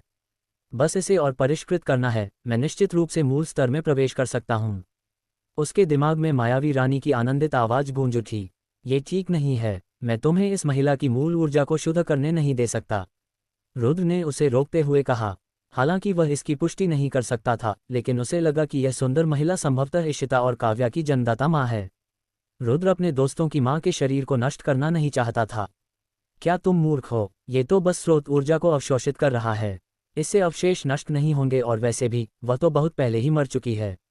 इस चेतना में कोई बुद्धि नहीं है और यह समय के साथ कमजोर होती जा रही है। बहुत जल्द ये लुप्त हो जाएगी। अगर मैं उसकी मूल ऊर्जा को परिष्कृत कर लूँ तो मैं उत्पत्ति क्षेत्र तक पहुंच सकता हूँ। इससे हम दोनों को बहुत लाभ होगा। उस समय आप संभवतः उत्पत्ति क्षेत्र के तीसरे स्तर के विशेषज्ञों को भी हरा सकेंगे। क्या आप इतना अच्छा मौका गंवाना चाहते हैं? मायावी रानी की ये बात सुनकर रुद्र भी थोड़ा भावुक हो गया। उत्पत्ति क्षेत्र, अगर मायावी रानी ने सचमुच ऐसा कहा था और उसने अपनी शक्ति उसे दी थी ताकि उसकी ताकत उत्पत्ति क्षेत्र तक पहुंच जाए, तो ये बात रुद्र को वाकई बहुत आकर्षित करती थी। रुद्र की वर्तमान शक्ति के अनुसार यदि वह उत्पत्ति क्षेत्र तक पहुंच जाए तो तीसरे स्तर की तो बात ही छोड़िए, वह चौथे स्तर के योद्धाओं को भी कड़ी टक्कर दे सकता है। भला रुद्र को ऐसी शक्तिशाली युद्ध क्षमता की लालसा क्यों न हो, खासकर तब जब 1 साल बाद होने वाले युद्ध का समय नजदीक आ रहा हो। क्या इससे शव को वाकई कोई नुकसान नहीं होगा? रुद्र ने संदेह से पूछा। दरअसल चूंकि उसने पहले ही विभिन्न हड्डियों से स्रोत ऊर्जा को अवशोषित कर लिया था, इसलिए वह जानता था कि इससे हड्डियों को कोई नुकसान नहीं होगा। फिर भी वह चिंतित था। मन ही मन उसे यह महसूस हो रहा था कि दूसरों की स्रोत ऊर्जा को अवशोषित करना अपमानजनक है। अगर यह किसी अजनबी का होता तो रुद्र खुद को दोष नहीं देता, बल्कि वह इसे उचित और न्यायसंगत मानता, क्योंकि अगर वह इसे नहीं लेता तो कोई दूसरा विश्व आत्मावादी इसे ले लेता। हालांकि ये व्यक्ति इशिता और काव्या की मां भी हो सकती थी, इसलिए स्वाभाविक रूप से रुद्र को कुछ झिझक होती। इससे उसके शरीर को बिल्कुल भी नुकसान नहीं होगा। रुद्र के दिल के बोझ को भांपते हुए मायावी रानी ने गंभीर स्वर में आश्वासन दिया और आगे कहा, ये निश्चित रूप से उसकी कब्र नहीं है। इसे देखकर लगता है कि वह भी यहाँ घुसपैठ कर रही थी और किसी चीज़ के हमले में मारी गई होगी। अगर आप मुझे उनकी स्रोत ऊर्जा को अवशोषित करने दें तो शायद मैं आपको उनकी मृत्यु का कारण पता लगाने में मदद कर सकूं। मुझे यकीन है कि आप उन बहनों की दोस्त हैं, तो आप वाकई जानना चाहेंगी कि उनकी माँ की मृत्यु कैसे हुई। मायावी रानी बहुत समझदार थी। ये सिर्फ रुद्र ही नहीं था जिसने ये देखा कि वह महिला इशिता और काव्या की माँ हो सकती है। उसे भी इसके आभास हो गए थे। मैं आपकी बात मान लूंगा। रुद्र ने सिर हिलाया। वह इलाका बेहद रहस्यमय था और यह पूरी तरह संभव था कि यह वही हो जो मायावी रानी ने बताया था कि वहाँ बहुत बड़ा खजाना छिपा हो। अगर सचमुच वहाँ किसी स्वर्ग स्तर के विशेषज्ञ के अवशेष हों और मायावी रानी उसकी मूल ऊर्जा को सोख ले तो वह गहन स्तर तक पहुँच सकती है। रुद्र के लिए यह एक बहुत ही शुभ अवसर था क्योंकि इसका मतलब था कि वह गीतांजलि को हराने में सक्षम होगा। हालांकि यह उसकी साधना का तरीका नहीं था, लेकिन कम से कम यह उसकी अपनी विधि थी। वाह! हालांकि जैसे ही रुद्र अवशेषों के पास पहुंचने वाला था, वह महिला अचानक आक्रामक ढंग से रुद्र की ओर झपटी और अपने मुंह से भूतिया चीखें निकालने लगी। ये बेहद भयानक था। वह आभा बहुत ही खास और विचित्र थी, लेकिन वह इस बात की पुष्टि कर सकता था कि वह अत्यंत शक्तिशाली थी। यह उत्पत्ति क्षेत्र के 5वें स्तर के विशेषज्ञों के बराबर भी हो सकती थी। रुद्र उसका सामना नहीं कर सकता था। झटका कुछ गड़बड़ महसूस करते हुए रुद्र ने अचेतन रूप से शाही आकाश तकनीक का प्रयोग किया। बिजली कड़की और वह कुछ मीटर पीछे हट गया। धमाका उसका वार हवा में ही जा लगा और वह महिला जमीन पर जोर से गिर पड़ी। गुफा की चट्टानें बहुत कठोर थीं, फिर भी आधा मीटर गहरा गड्ढा बन गया और मलबा चारों ओर बिखर गया। इससे महिला की अपार शक्ति का अंदाजा लगाया जा सकता था। वाह! कुछ भी न लगने पर महिला ने फिर से हमला किया। इस बार उसकी गति और भी तेज थी और वह पलक झपकते ही पहुंच गई। घबराओ मत, स्पिरिट फॉर्मेशन तकनीक का इस्तेमाल करो। मायावी रानी की आवाज़ फिर से गूंजी और उसी समय रुद्र के शरीर के भीतर से एक तीव्र जलन महसूस हुई। उसके शरीर से आध्यात्मिक ऊर्जा की एक प्रबल लहर निकलने लगी और पल भर में ही वह उसके पूरे शरीर में फैल गई। रुद्र की साधना आध्यात्मिक क्षेत्र के 9वें स्तर पर पहुंच गई। रुद्र को इस बदलाव की पहले से ही उम्मीद थी। वह जानता था कि उसकी अपनी साधना शक्ति नहीं बढ़ी थी, बल्कि उसने केवल मायावी रानी की साधना शक्ति उधार ली थी जो उसने उसे दी थी। रुद्र मात्र एक विचार से ही स्पिरिट फॉर्मेशन से जुड़ सकता था। स्पिरिट फॉर्मेशन की शक्ति उसके मस्तिष्क से निकली और बिना किसी ध्वनि के उसके सामने प्रकट हो गई। इसने एक अदृश्य दीवार का रूप धारण कर लिया और उसके सामने का रास्ता रोक दिया। टकराना! महिला और आत्मा के आकार की आकृतियां आपस में टकरा गईं और एक जोरदार आवाज गूंज उठी। आत्मा के आकार की आकृति पर कई दरारें पड़ गईं, लेकिन उसी समय वह महिला चीखी और पीछे की ओर उड़ गई। जैसे ही वह उतरी, रुद्र ने हैरानी से देखा कि जिस जगह पर वह स्पिरिट फॉर्मेशन से टकराई थी, वहां से भाप निकल रही थी और उसके चेहरे पर दहशत के भाव थे। मजबूत! रुद्र काफी भयभीत था। स्पिरिट फॉर्मेशन की रक्षा शक्ति वाकई अद्भुत थी। उसने अभी केवल बुनियादी तरीके ही सीखे थे, फिर भी वह ओरिजिन क्षेत्र के 5वें स्तर के शत्रुओं से बचाव कर सकता था। भविष्य में अधिक निपुणता प्राप्त करने पर वह अदृश्य रूप से ही शत्रु से बचाव कर सकेगा और यही उसकी सबसे शक्तिशाली रक्षा विधि बन जाएगी। अभी स्पिरिट फॉर्मेशन का इस्तेमाल करके उसे सील कर दो। भले ही उसमें बुद्धि न हो, फिर भी वह अवचेतन रूप से अपने अवशेषों की रक्षा करेगी। लेकिन स्पिरिट फॉर्मेशन तकनीक से उसकी चेतना को नियंत्रित करने के कारण भले ही उसके पास तुम्हारे स्पिरिट फॉर्मेशन को तोड़ने की शक्ति हो, वह पास आने की हिम्मत नहीं करेगी। मायावी रानी ने याद दिलाया। रुद्र ने भी जरा भी संकोच नहीं किया और एक ही विचार में स्पिरिट फॉर्मेशन की परतें एक के बाद एक संघनित होती गईं और उन्होंने महिला को अपने भीतर समाहित कर लिया। रुद्र तभी रुके जब उन्हें लगा कि उनकी आध्यात्मिक शक्ति लगभग समाप्त होने वाली है। आध्यात्मिक शक्ति और आध्यात्मिक संरचना की शक्ति बराबर थी। एक विश्व आत्मावादी के रूप में आपकी आध्यात्मिक शक्ति जितनी अधिक होगी, आप उतनी ही अधिक शक्तिशाली आध्यात्मिक संरचना का उपयोग कर सकेंगे। इसलिए जिस समय वह आध्यात्मिक संरचना बना रहा था, उसी समय उसकी आध्यात्मिक शक्ति भी समाप्त हो रही थी। रुद्र की वर्तमान आध्यात्मिक शक्ति के साथ इतनी ही आध्यात्मिक संरचनाएं बनाना उसकी सीमा थी। जल्दी करो, स्रोत ऊर्जा को अवशोषित करो, मायावी रानी ने उत्साह से चिल्लाते हुए कहा। उसी समय रुद्र शव के पास पहुंचा और मायावी रानी के लिए स्रोत ऊर्जा को अवशोषित करना शुरू कर दिया। उस समय चूंकि मायावी रानी पहले से ही रुद्र को अपनी शक्ति प्रदान कर रही थी, इसलिए जब रुद्र ने स्रोत ऊर्जा को अवशोषित किया तो उसने स्पष्ट रूप से महसूस किया कि उसकी अपनी आभा अचानक बढ़ रही है। बहुत जल्द ही उसके शरीर की आभा में कुछ परिवर्तन आए। यह अब आध्यात्मिक ऊर्जा नहीं बल्कि मूल शक्ति थी। मूल ऊर्जा को अवशोषित करने के बाद मायावी रानी सचमुच मूल क्षेत्र में प्रवेश कर गई। हाँ, सफलता। मायावी रानी बेहद खुश थी और रुद्र की आध्यात्मिक दुनिया में उछल कूद कर रही थी। उसकी खूबसूरती का तो जिक्र ही करने की जरूरत नहीं। हालांकि उसी समय रुद्र ने पाया कि जिस महिला को उसने अपने स्पिरिट फॉर्मेशन में कैद किया था, वह तेजी से गायब हो रही थी और वह पहले ही पारदर्शी हो चुकी थी। धिक्कार है, तुमने मुझे धोखा दिया। रुद्र को अचानक समझ आ गया कि उसे बेवकूफ़ बनाया गया है। उसकी मूल ऊर्जा को अवशोषित करने से उसके शरीर को कोई नुकसान नहीं होगा, लेकिन उसकी चेतना पूरी तरह से गायब हो जाएगी। क्या यह महज चेतना नहीं है? अगर मैंने उसकी मूल ऊर्जा को अवशोषित नहीं भी किया होता, तब भी वह गायब हो जाती। क्या तुम उसकी वजह से मुझसे नाराज हो? तुम्हारी मदद मैं कर सकती हूँ, वह नहीं। मायावी रानी ने न सिर्फ अपनी गलती नहीं मानी, बल्कि वह दुखी भी लग रही थी। जो भी हो, जो हुआ सो हुआ। मैं तुमसे बेवजह बहस नहीं करना चाहता, पर मैं नहीं चाहता कि ऐसा दोबारा हो। और याद रखना कि मुझे, रुद्र, तुम्हारी शक्ति की आवश्यकता तो है, लेकिन ये बिल्कुल अनिवार्य नहीं है। रुद्र सचमुच गुस्से में था। आखिर वह इशिता और काव्या की माँ हो सकती थी। भले ही वह बुद्धिमान न हो, लेकिन अगर उसकी वजह से वह पूरी तरह गायब हो जाती, तो रुद्र को कुछ अपराधबोध जरूर होता। ठीक है, मैं समझ गया। अगली बार मैं तुम्हें धोखा नहीं दूंगा, ठीक है? मैं तुम्हें एक राज भी बता दूंगा। मायावी रानी ने शरारती मुस्कान के साथ कहा। क्या रहस्य? मुझे पूरा यकीन है कि बहनों की माँ की हत्या किसी ने की है। उनकी हैसियत को देखते हुए उनके पास खजाने का न होना नामुमकिन था। लेकिन उन्हें देखिए, उनके कपड़े तो पूरे हैं, पर उनका कॉस्मोस थैला गायब है। उनकी छाती की हड्डी चकनाचूर है और यह साफ तौर पर किसी और ताकत के कारण हुआ है। हाँ, मैंने भी ये देखा था। लेकिन समस्या यह है कि उसकी हत्या किसने की? उसका कॉस्मोस थैला किसने छीन लिया?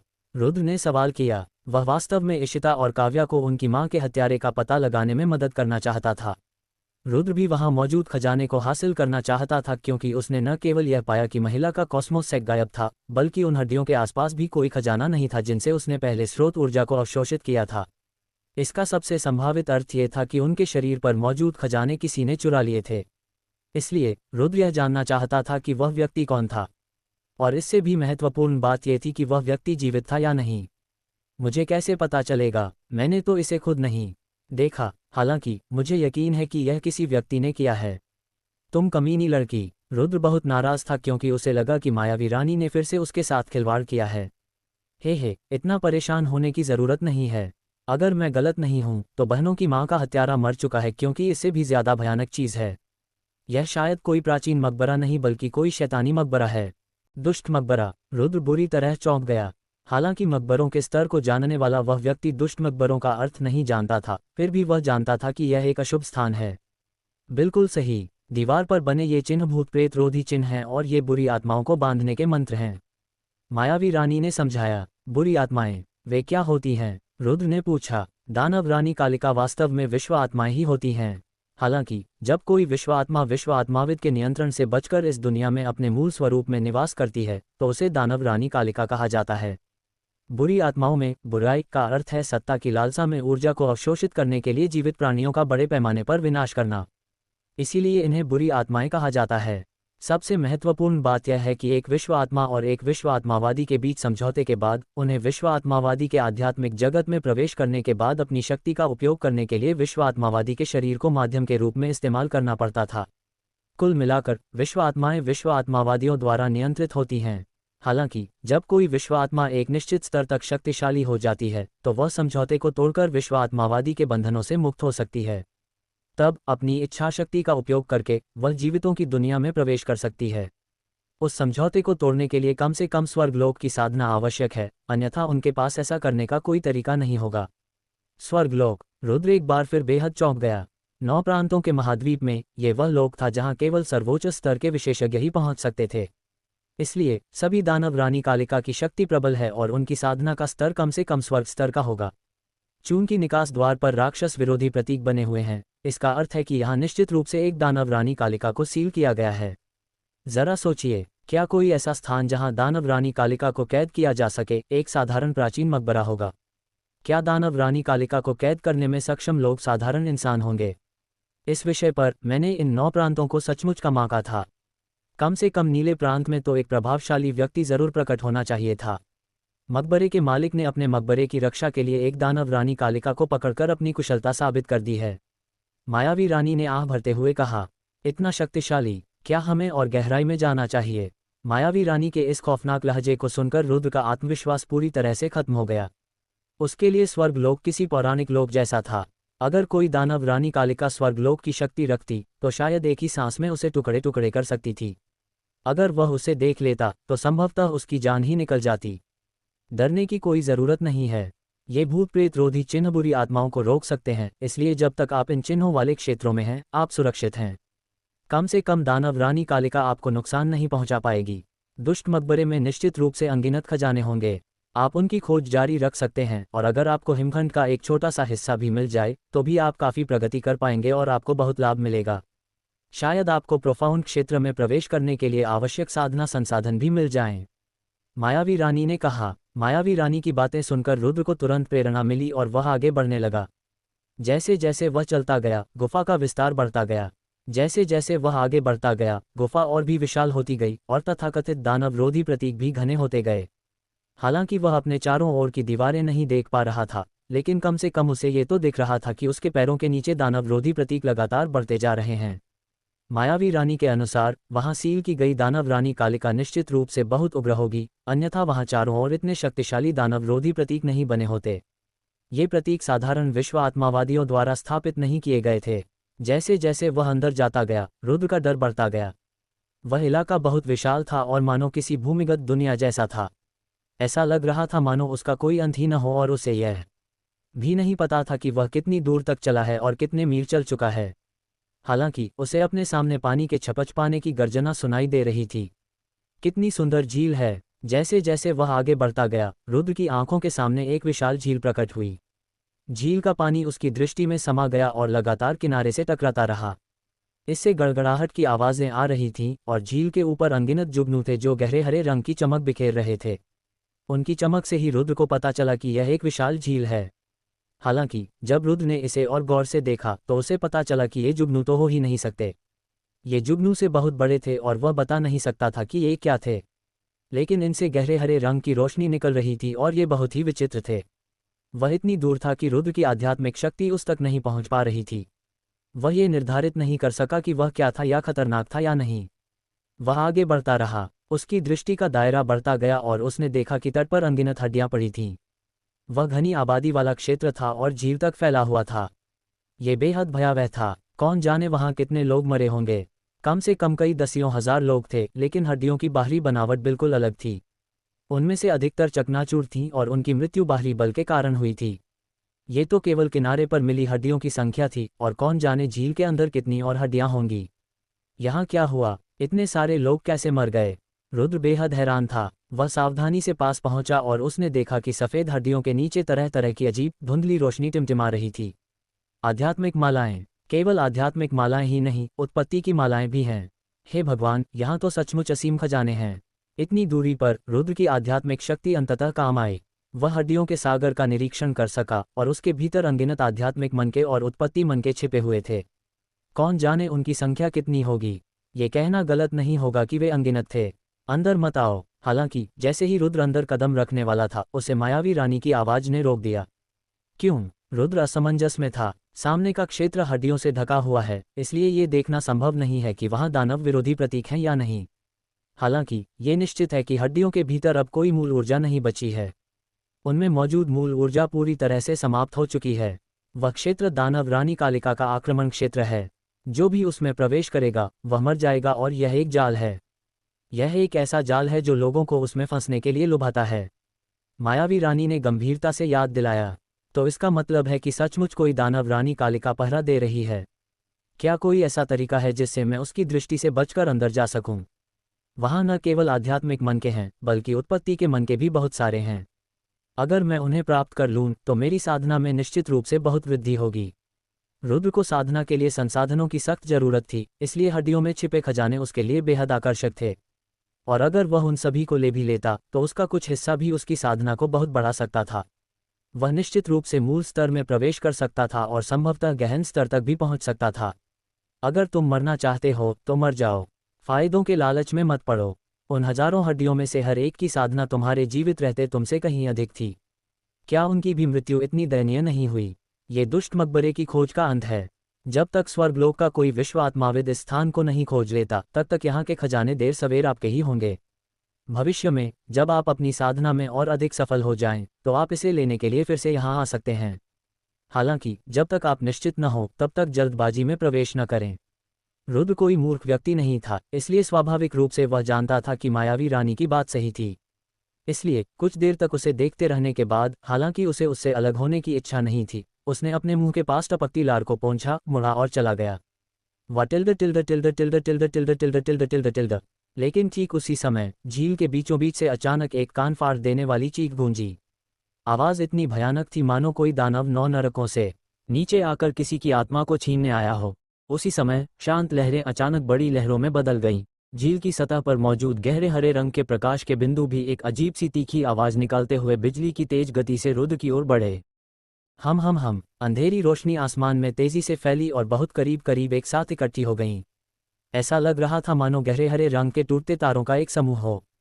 तेजी से उड़ते हुए वे अजीबोगरीब चीखें निकाल रहे थे। पता चला कि वे जुगनू नहीं थे, बल्कि हरित राक्षस सेना का एक समूह थे। वे मच्छरों जैसे दिखते थे और पंखों की मदद से हवा में उड़ते थे। उनका शरीर एक इंसान जितना लंबा था और उनकी आंखें लाल रंग की थीं। उनके पूरे शरीर से गहरा प्रकाश निकलता था और वे बेहद भयानक थे। हर एक राक्षस में असाधारण शक्ति थी, क्योंकि वे मानव जाति के मूल स्तर के विशेषज्ञों के बराबर थे। कई दसियों हजार की संख्या में वे एकत्रित हुए थे। उनकी शक्ति भयावह थी और ऐसा लग रहा था मानो मूल स्तर के विशेषज्ञों द्वारा गठित एक सेना रुद्र की ओर बढ़ रही हो। दौड़ना। रुद्र की साधना को बढ़ाने के लिए अपनी शक्ति प्रदान करते हुए मायावी रानी ने घबराहट में चिल्लाया। रुद्र ने जरा भी देर करने की हिम्मत नहीं की और अपने शरीर में मौजूद मूल शक्ति का उपयोग करते हुए शाही आकाश तकनीक का प्रयोग किया और तेजी से भागना शुरू कर दिया। लेकिन ठीक उसी समय रुद्र के पैरों के नीचे से एक चकाचौंध भरी रोशनी निकली। दीवार पर खुदे हुए दानव विरोधी प्रतीकों से लाल रंग की रोशनी निकली और उस रोशनी से गुफा का वह हिस्सा जगमगा उठा। Poof poof poof. उसी समय गहरे हरे रंग की रोशनी लाल रंग के क्षेत्र में तेजी से प्रवेश कर गई। लेकिन जैसे ही वे अंदर पहुंचे, वे सब फट पड़े। उनका कोई अवशेष नहीं बचा और वे पूरी तरह गायब हो गए। ये दानव रोधी चिन्ह तो बहुत शक्तिशाली हैं। रुद्र मन ही मन दंग रह गया। अगर ये चिन्ह रुकावट न बनते तो वह सचमुच भाग नहीं पाता। रुको मत, भागो। जैसे ही रुद्र रुककर देखने लगा, मायावी रानी ने एक बार फिर घबराकर चिल्लाया। गड़गड़ाहट। तभी रुद्र स्तब्ध होकर ये देख पाया कि झील के बीचों बीच विशाल लहरें उठ रही थीं। लहर कई दर्जन फीट ऊंची थी और किसी जंगली खूंखार जानवर की तरह उसकी ओर बढ़ रही थी। सबसे महत्वपूर्ण बात यह थी कि गहरे नीले रंग की तरंग के भीतर से गहरे हरे रंग की दो किरणें निकलीं। वे आंखों का एक जोड़ा थीं। वे असाधारण रूप से बड़ी थीं, इतनी बड़ी कि उनका वर्णन करना असंभव था। महज एक नज़र से ही रुद्र का शरीर बुरी तरह कांप उठा। उसके दिल में अवर्णनीय भय की एक लहर दौड़ गई।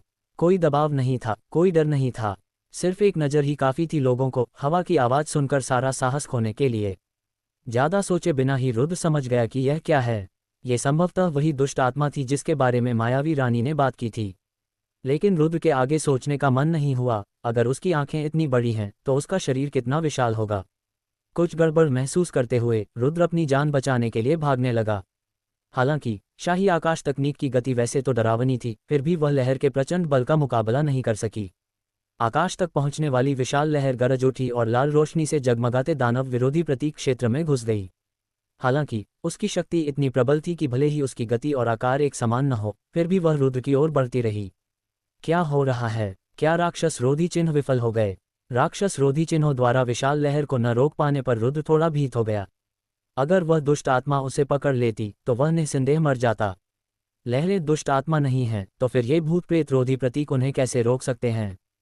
चिंता मत करो, दुष्ट आत्मा भूत प्रेत रोधी प्रतीकों के पास आने की हिम्मत नहीं करेंगी। जब तक तुम झील की लहरों में बहकर नहीं चले जाते तब तक तुम सुरक्षित रहोगे, मायावी रानी ने याद दिलाया। ठीक उसी समय विशाल लहर करीब आ रही थी। पानी की एक विशाल फुहार तेजी से रुद्र पर जा गिरी। मुझे नीचा मत समझो। वह लहर से बचने में असमर्थ था।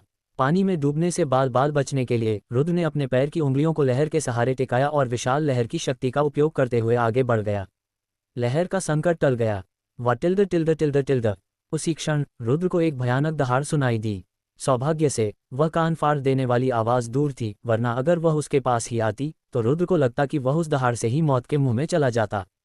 ये तो बहुत डरावना है। क्या ये कोई दुष्ट आत्मा है? क्योंकि दुष्ट आत्मा ने दानव रोधी प्रतीकों के क्षेत्र में प्रवेश करने का साहस नहीं किया, इसलिए उत्पन्न तरंगें धीरे धीरे शांत होने लगीं। शांत होती तरंगों को देखकर रुद्र ने आखिरकार राहत की सांस ली। वह दुष्ट आत्मा बहुत ही भयानक थी। अगर उसने मायावी रानी की बात न मानी होती और दानव विरोधी प्रतीक क्षेत्र को न छोड़ा होता तो वह निश्चित रूप से मारा जाता और उसकी मूल ऊर्जा भी अवशोषित हो जाती। उसकी बहुत दर्दनाक मौत होती।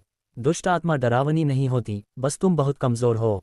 ध्यान से देखो, अभी अभी लहर काफी तेज आई थी और झील में पड़ी कुछ हड्डियां शायद यहाँ आ गई हों। हो सकता है उनमें कुछ ऐसी चीजें हों जो तुम चाहते हो। मायावी रानी ने याद दिलाया। शायद तुम सही हो। गीली गुफा की चट्टानों पर कदम रखते हुए और विश्व आत्मा दिशासूचक के अंत से प्रकाश उधार लेते हुए कुछ खोजबीन के बाद रुद्र प्रसन्न हुआ। सचमुच, जैसा कि मायावी रानी ने बताया था, लहरों के उफान के साथ कई हड्डियां गुफा में बह गईं। केवल हड्डियां ही नहीं, बल्कि आध्यात्मिक मालाएं भी थीं। उसकी आंखों के सामने ही कई आध्यात्मिक मालाएं बिखरी पड़ी थीं। पतले पानी में से वे चमकती हुई रोशनी बिखेर रही थीं। अभी लहर की ताकत बहुत ज्यादा थी और आप अपनी आंखों के सामने कुछ आध्यात्मिक मन के पा सकते हैं। अगर आप और भी ध्यान से खोजेंगे तो शायद आपको और भी आध्यात्मिक मन के मिल जाएं। आपको शायद उत्पत्ति के मन के भी मिल जाएं, इसलिए बेहतर होगा कि आप अच्छी तरह से खोज लें। मायावी रानी भी रुद्र के लिए खुश थी। हालांकि आध्यात्मिक मालाएं उसके लिए बेकार थीं, लेकिन रुद्र के लिए उपयोगी थीं। अभी तक दुष्ट मकबरे में उसे काफी लाभ हो चुका था, इसलिए स्वाभाविक रूप से वह नहीं चाहती थी कि रुद्र खाली हाथ लौटे। रुद्र ने बिना किसी झिझक के उस क्षेत्र में विस्तार से खोजबीन शुरू कर दी। लगभग 4 घंटे की खोज के बाद रुद्र को 3000 से अधिक आध्यात्मिक मन के और 7 मूल मन के मिले। एक मूल मन का 1000 आध्यात्मिक मनकों के बराबर था, जिसका मतलब था कि रुद्र को 10,000 से ज्यादा आध्यात्मिक मन के मिले थे। अगर वह नई उत्कृष्टता सभा में पहला स्थान प्राप्त कर ले और 5000 और आध्यात्मिक मन के हासिल कर ले तो रुद्र संभवतः मूल क्षेत्र में प्रवेश कर सकता था। यह उपलब्धि कम नहीं थी। कम से कम यह एक सार्थक यात्रा थी। आगे बढ़ना असंभव जानकर रुद्र वापस उसी स्थान पर लौटने लगा जहां से उसने शुरुआत की थी। अंधेरी गुफा से बाहर निकलते ही उसने आश्चर्य से देखा कि दोपहर हो चुकी थी और चमकीला सूरज आकाश में ऊंचा चमक रहा था। धिक्कार है, यह अच्छा नहीं है। मैं नई उत्कृष्टता सभा का समय तो नहीं चूक जाऊंगा, है ना? रुद्र पूरी तरह अवाक रह गया। जब वह दुष्ट समाधि में था तो वह कुछ ज्यादा ही सावधान हो गया था और समय का ध्यान रखना भूल गया था। उसने कभी सोचा भी नहीं था कि वह दुष्ट समाधि में इतना लंबा समय बिताएगा। एक दिन बीत चुका था और अगर उसने जल्दी नहीं की तो वह नई उत्कृष्टता सभा में शामिल होने से चूक सकता था। हालांकि रुद्र को दुष्ट समाधि में पहले ही 10,000 से अधिक आध्यात्मिक मन के मिल चुके थे, लेकिन उनके लिए वे बेहद जरूरी साधना संसाधन थे। साथ ही उन्हें नई उत्कृष्टता सभा से मिलने वाले 5000 आध्यात्मिक मनकों के पुरस्कार को भी हासिल करना था। ये सोचते हुए रुद्र ने तुरंत स्पिरिट फॉर्मेशन को बंद कर दिया। ऐसा करने के बाद दुष्ट समाधि की ओर बना काला छेद गायब हो गया और उसकी जगह हरी घास उगाए। आम लोग इसके संकेत नहीं देख सकते थे। ये सब करने के बाद रुद्र अपनी जान बचाने के लिए सिंदूरी पक्षी नगर की ओर भागा। वास्तव में नई उत्कृष्टता सभा अपने अंतिम चरण में पहुंच चुकी थी। सिंदूरी पक्षी नगर के चौक में नई उत्कृष्टता सभा में भाग लेने वाले सभी नए उत्कृष्ट शिष्य अपनी अपनी पुरस्कार राशि लेकर वापस लौटने लगे। चौक के अंदर विजेता का चयन करने के लिए 5 युद्ध चरण बनाए गए थे। चौक के बाहर लोगों ने पहाड़ और समुद्र की आकृतियां बनाई थीं। सिंदूरी पक्षी नगर के प्रसिद्ध लोग भी आए थे और वे देखना चाहते थे कि विभिन्न शहरों के लोग किस तरह की गतिविधियां करेंगे। क्या हुआ? रुद्र अभी तक वापस क्यों नहीं आया? चौक के एक खास हिस्से में काव्या ने अपनी भौहें सिकोड़ लीं।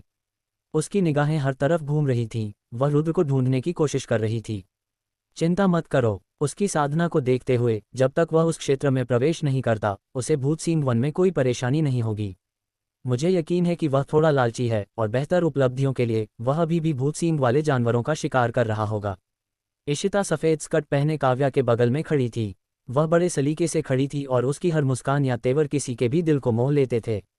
वह बेहद आकर्षक थी। बहनें जहां भी जाती सबकी निगाहें उन पर टिक जातीं। वे पुरुषों के दिलों को जीत लेती और महिलाओं में ईर्ष्या पैदा कर देतीं। इशिता दीदी, काव्या बहुत दिनों से नहीं मिली। एक बेहद आकर्षक आवाज सुनाई दी और एक बेहद सुंदर आकर्षक युवक चलकर आया।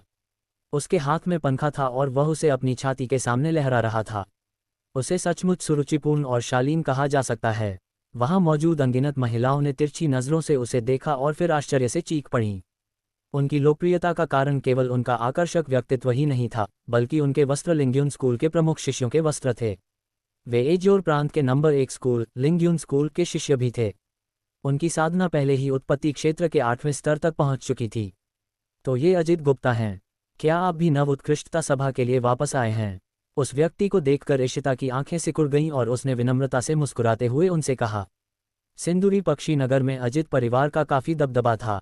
हालांकि वर्तमान में सिंदूरी पक्षी नगर पर सिया परिवार का नियंत्रण था, लेकिन अजित परिवार की शक्ति सिया परिवार से बहुत कम नहीं थी। यह अजित गुप्ता अजित परिवार की युवा पीढ़ी का प्रतिनिधि था और उसे परिवार का गुप्त रूप से स्वीकृत उत्तराधिकारी माना जाता था। इस नई उत्कृष्टता सभा में ऐसा क्या दिलचस्प है? ये तो बस घटिया शहरों से चुने गए शराब और खाने के थैलों का एक समूह है। अगर सिंदूरी पक्षी नगर के काबिल लोग भी शामिल हो जाएं, तो शीर्ष 10 की तो बात ही छोड़िए, दूसरे दर्जे के शहरों के लोग तो शीर्ष 100 में भी जगह नहीं बना पाएंगे। सारे स्थान तो निश्चित रूप से सिंदूरी पक्षी नगर के लोगों के ही होंगे। अजित गुप्ता ने अपना तय करने वाला पंखा घुमाया और बड़े घमंड से बोला, यह नई उत्कृष्टता सभा है। अभी तुम्हारी उम्र 19 साल है, इसलिए अगर तुम्हें शामिल होने की अनुमति भी मिल जाए तो तुम योग्य भी नहीं होगे। काव्या ने उसे एक नज़र देखा और जाहिर था कि उसे अजित गुप्ता बिल्कुल पसंद नहीं था। काव्या की बातों पर अजित गुप्ता न केवल क्रोधित नहीं हुए, बल्कि उन्होंने हल्की सी मुस्कान के साथ कहा, काव्या, तुम अपने होने वाले पति से ये बातें कैसे कह सकती हो? हाँ, तुम मेरे मंगेतर भी नहीं हो। मैंने इस शादी को कभी स्वीकार नहीं किया, इसलिए अपनी जुबान संभाल कर बात करो। मुझे काव्या मत बुलाओ, मुझे घृणा पसंद नहीं। काव्या ने उसे घूर कर देखा और फिर झट से वहां से चली गई, मानो वह उस व्यक्ति के साथ खड़ा रहना ही नहीं चाहती थी। इशिता बहन, काव्या बहुत गुस्सैल है। हालांकि चूंकि वह मेरी मंगेतर है, इसलिए मुझे उसके इस तरह बात करने से कोई आपत्ति नहीं है, लेकिन इससे दूसरे लोग हमें मजाक का पात्र समझते हैं। अजित गुप्ता ने इशिता से अपनी परेशानियों के बारे में शिकायत करते हुए अन्याय का भाव दिखाया। उसकी बात सुनकर इशिता पहले तो मनमोहक मुस्कान के साथ बोली, चूंकि आप जानते हैं कि उसका स्वभाव गुस्सैल है, इसलिए अब उससे ऐसी बातें मत कहिए। आखिर वह अभी छोटी है और उसका गुस्सा सामान्य ही है। आपको उसे थोड़ा माफ कर देना चाहिए। भले ही आप दोनों की शादी तय हो चुकी है, फिर भी आपको उसे और ईमानदारी से मनाने की कोशिश करनी चाहिए, वरना शरीर तो मिल जाएगा लेकिन दिल नहीं मिलेगा। यह आप दोनों के लिए अच्छा नहीं होगा। बड़ी बहन होने के नाते, हालांकि मैं अपने पिता के इरादों के साथ